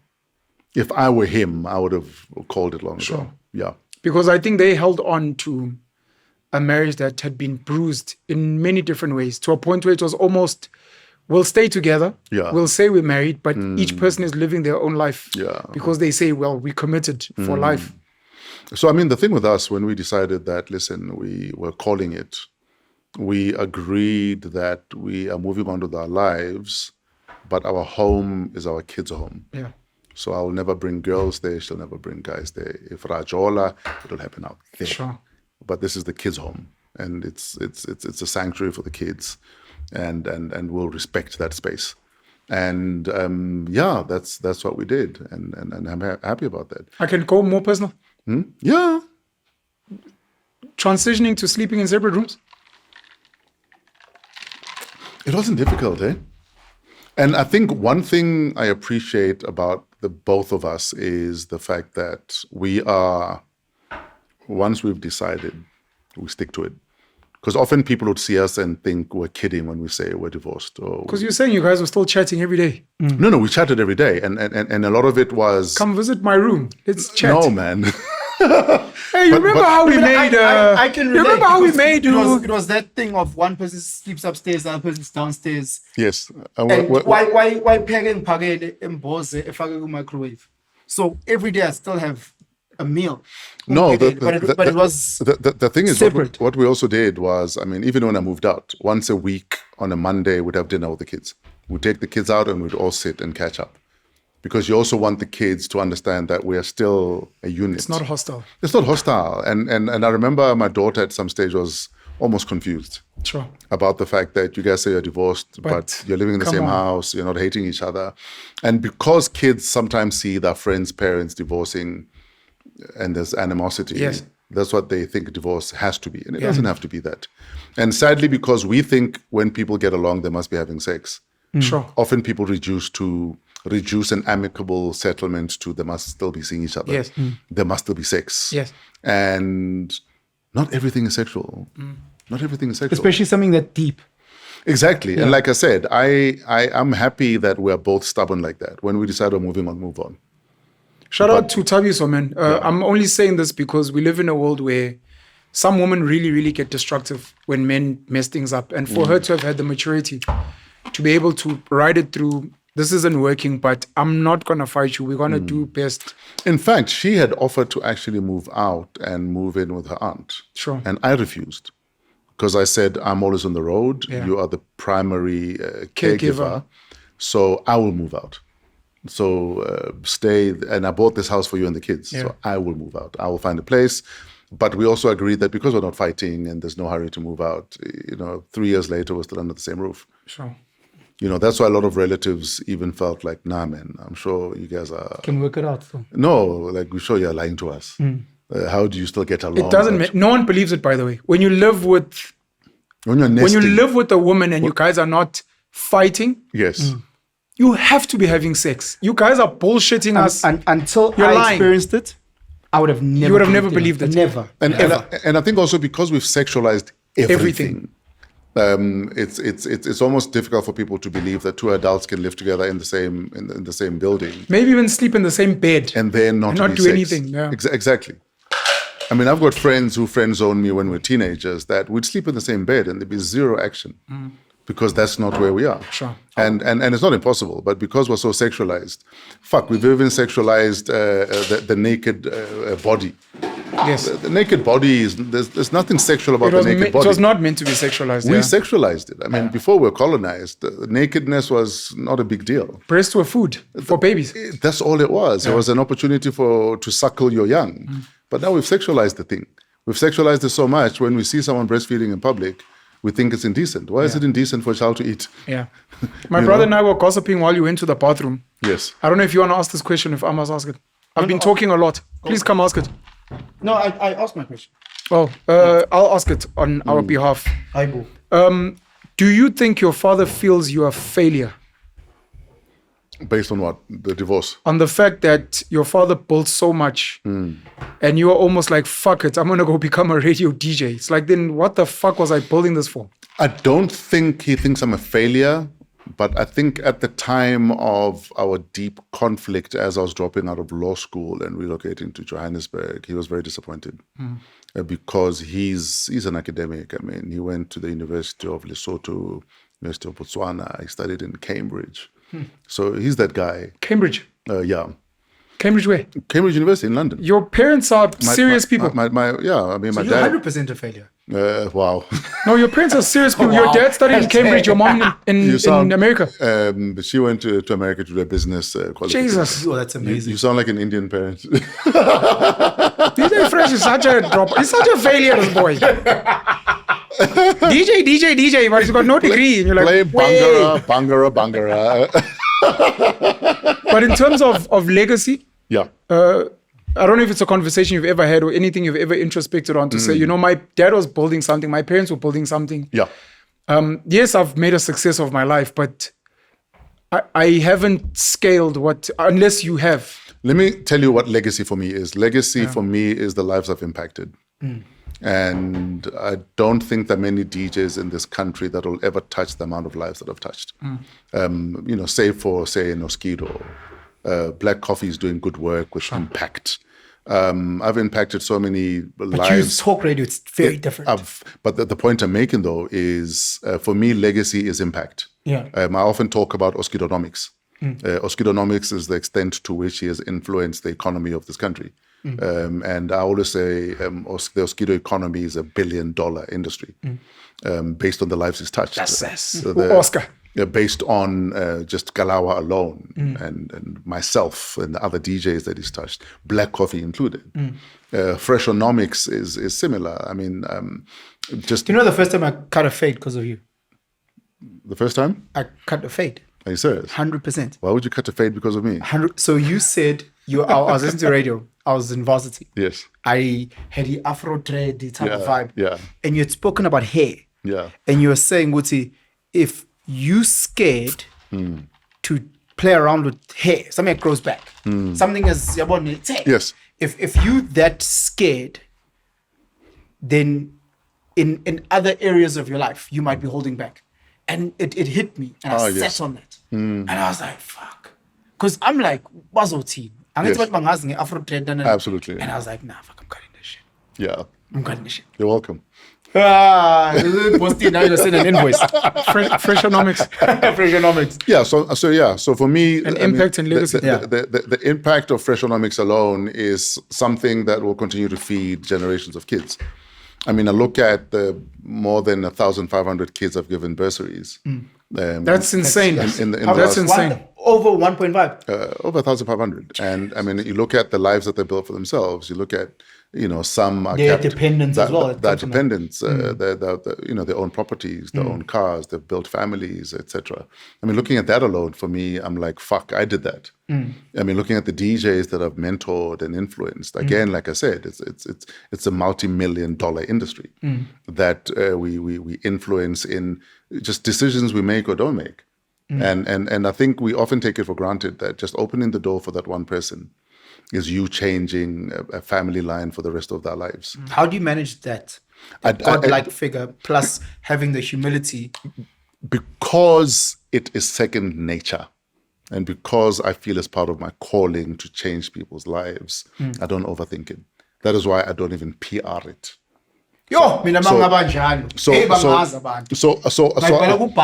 never do a press release about it. I mean, I might talk about it because we're talking about it right now. Sure. But because my calling, I believe, is to make people's lives better, to change people's lives. It's second nature, my dude. If someone needs help, I'll help them. You started at home with your own sibling. Absolutely. So if I'm able to change someone's life, I'm going to do it. I'm not going to even think twice about it. I will be the first to take a jacket off myself and give it to you because you're frozen and I'm not. You know what I mean? And often people think it's a flaw to fill someone's tank when yours is maybe half empty. But I don't know how to do it any other way. Because for you, it's half full. For me, it's let's both have a half full tank then. Yeah. You know what I mean? I'd rather you're walking than you're crawling and I'm running. Let's move away from the deep stuff. I want to know Before we move, sorry. You've never spoken to your father about his vision for The family. you guys and what he built? We've never had a intentional conversation about it. Okay. But we don't stop telling him that he's an incredible man. Sure. We don't stop telling him that he's been impactful in his own right. I mean, there is a government workers union in Bots that he started because he was a deputy director general, I think, in the Ministry of Development and Rural Affairs at the time. And I remember he had, I'm hearing the story in hindsight. And he had a fallout with the DG in the presidency because they'd fired someone unfairly. And Dad stood up and said, that's bullshit. You guys are not going to do that. And he had a fallout with the DG in the presidency and I guess by extension with the president because he said, you guys are not going to treat people like that. And because of that, he helped establish the government workers union. In fact, that building in Francistown, it's a city in the north, is the Raphael Sikwani building. Jeez, shout out to Raphael. Named after him because he's always been about justice. Yeah. And I think that's where I get it from. I've got Jewish friends that don't talk to me because I'm not afraid to speak up on the injustices of Palestine. And for me, it's a price I'm willing to pay. Sure. Because I've seen my dad almost lose everything standing up against injustice. For his right. So who am I to think I'm going to shy away from speaking out on injustice? If it means I lose friends, then so be it. What a beautiful North Star. So yeah. Sorry, Penson. No, I want to just move. Guys, how long are we doing this for? No, we can shut it down soon. I just want to because there's a lot of people that are going to ask, because they asked me a lot. Yes. When did you start and why do you paint your nails? I started painting my nails when my daughter was 5. She's 17 now. Okay. So 12 about years ago. 15 years ago. Okay. Yeah, 15 years ago, my daughter was 5. And what she'd do is whenever her mom's friends would visit, she'd paint the nails for $100 or $50. Yeah. So it was a little business for her. And then she painted my nails. Yeah. And but I remember at the time I was traveling to the US for the Winter Music Conference in Miami. Sure. But whenever I go to Miami, I stop in Atlanta to see my little sister. Yes. So I arrive in Atlanta with these beautifully painted nails by my daughter, By your 5-year-old. by my 5-year-old.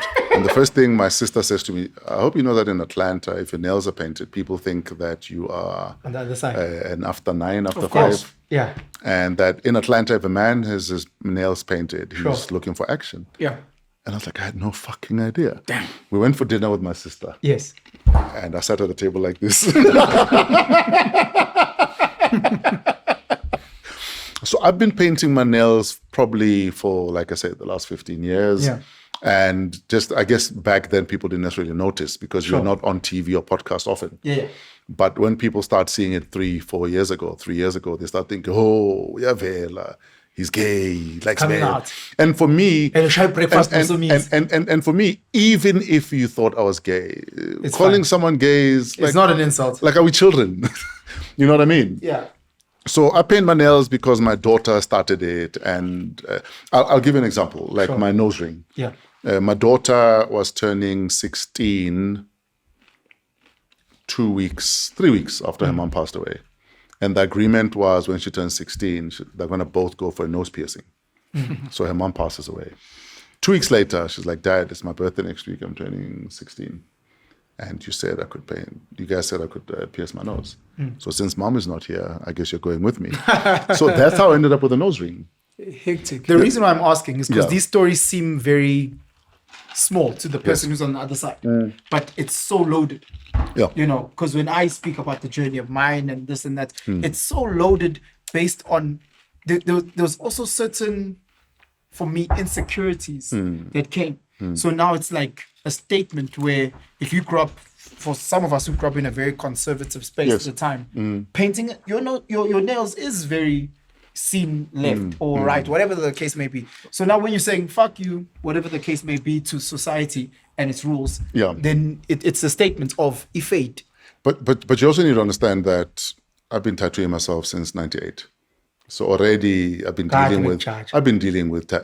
judgment of ink in my body since then. I mean, Certain is there was a time 2011. I was in a queue at the post office, and there's an old white lady who was behind me. She's like, I don't like tattoos. And because I've got a quick mind and a bit of wit, I'm like, then don't get one. You know what I mean? But I get it, though. I mean, because of the society we're in, because of how we're raised, because of how we perceive certain people, that's what we're going to think. But your opinion of me will never determine how I live my life, unfortunately. and the beautiful story is that it brought you and your daughter closer. It brought me and my daughter closer. But even if it didn't bring me and my daughter closer, I don't care. There's nothing you're going to say about me or throw at. There's a saying, you're entitled to your opinion, but not your own facts. Would you like us to release you? You need to leave. We can do another 10 minutes if you guys want. Would you like to carry on after he leaves or to shut it down No, as he we, leaves? we'll shut it down. We'll shut it down. Are you sure? Yeah. I've got an early morning tomorrow. No problem.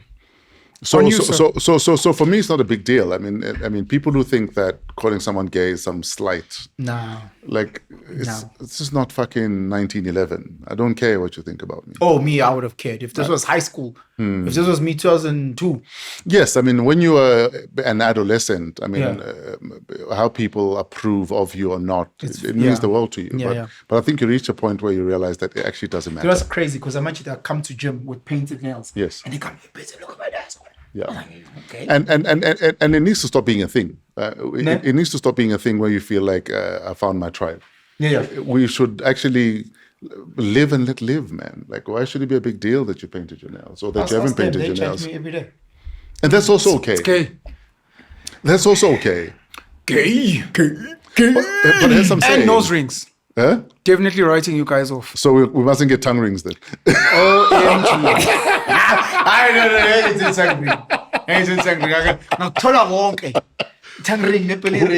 Was it Chris Tucker or Chris Rock who said if a girl has a tongue ring, she'll suck your dick? Oh, If a guy has a tongue ring, he'll suck your he'll dick. suck your dick. That sounds legit. I want to say something. I'm going to say it offline regarding tongue rings. So, in closing, I want to know Yeah. the next chapter.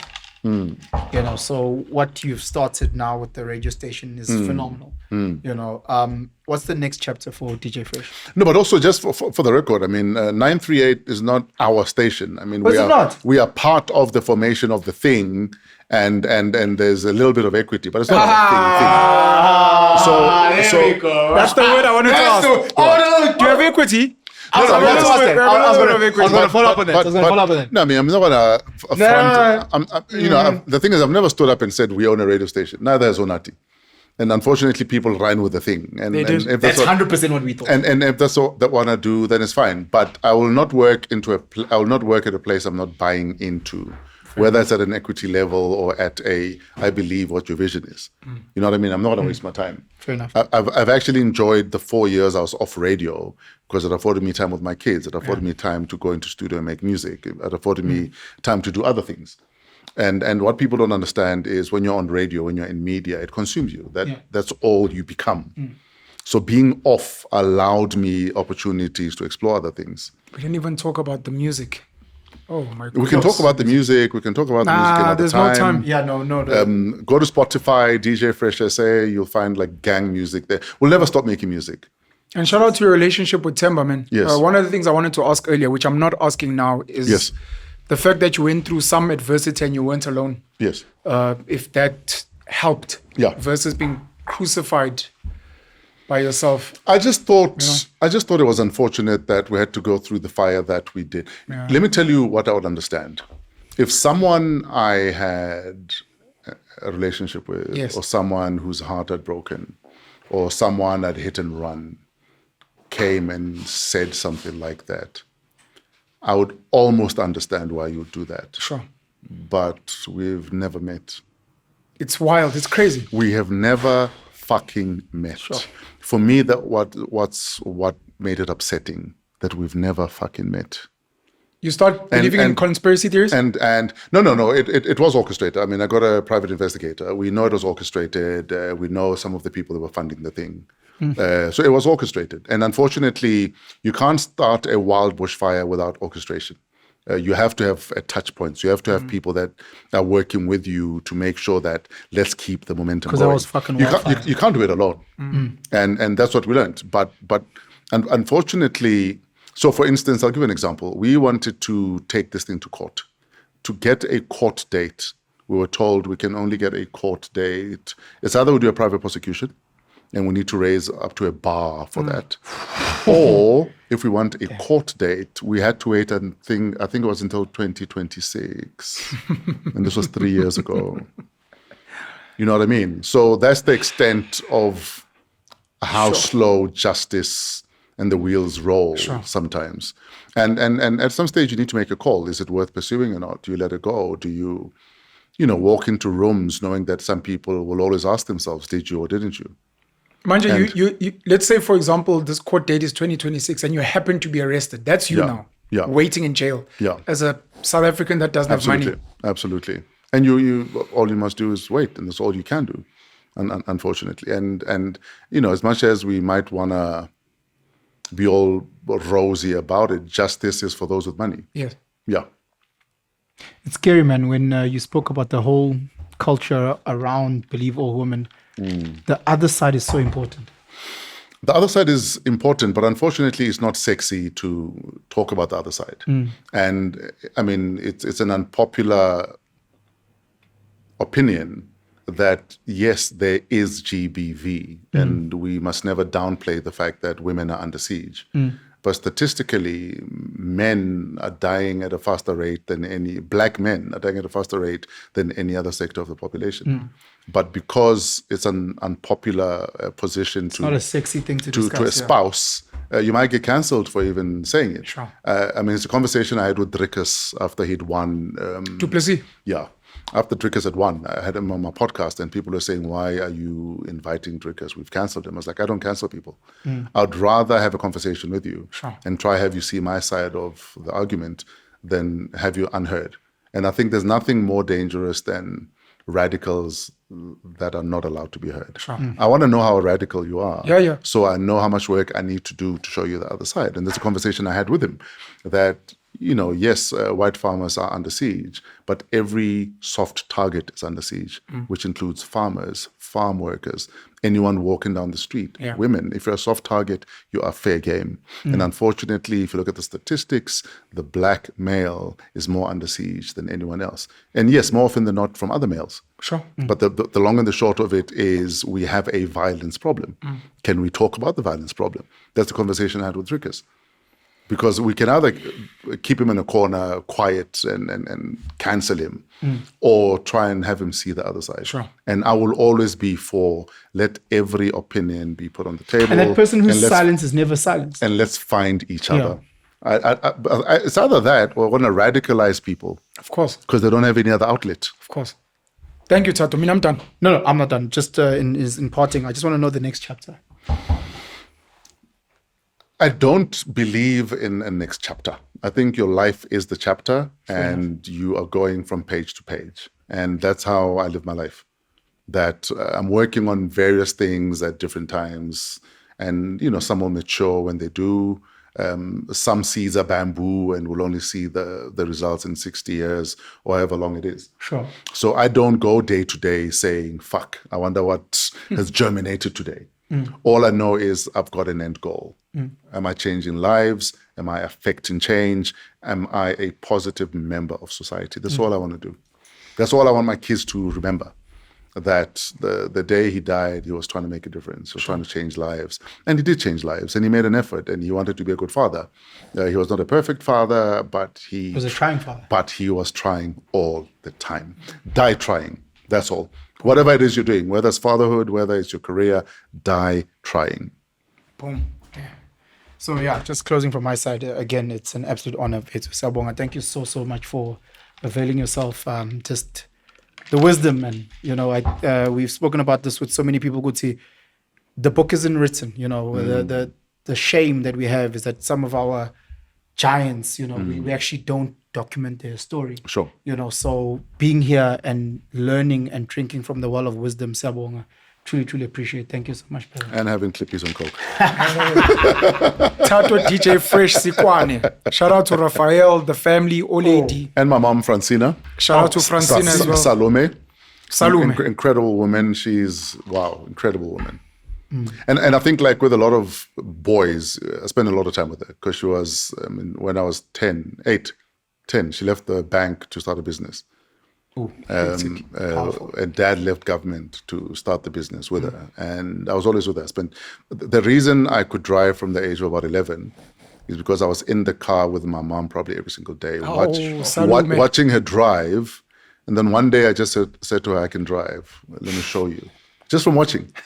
And I was taking notes. And that was probably my first opportunity or incident of mentorship, where you observe, you take notes, you rinse, you repeat. And I think a lot of us will get far if we just did that. A lot of your mentors don't know you exist. Just observe, rinse, repeat. You'll be amazed at what you get out of it. Thank you. Humbled. The nails guys. I love you, boys. Thank you, Fresh. Do you at least tell your brother you love him, though? Sometimes. No, say it now. Say it now. I'm not going to do that. I'm not loving you right now, motherfucker. Gents, out. No, bro, thank you so much. No, shalom, dude. Thank you. No, I appreciate you. Shalom, dude. Thank you. Yes, sir. You don't want some cake? I told you that cake is trouble. And this is not about... One more kid? Siskatin. I am 53. She is in her 30s. This is the lady I saw you with. She Hey, is- wait. Are we cut the cameras? Sorry, let's cut the cameras first. Sorry. No, we can talk. I don't care. Nope. I don't mind. Nope. We need to protect you from yourself.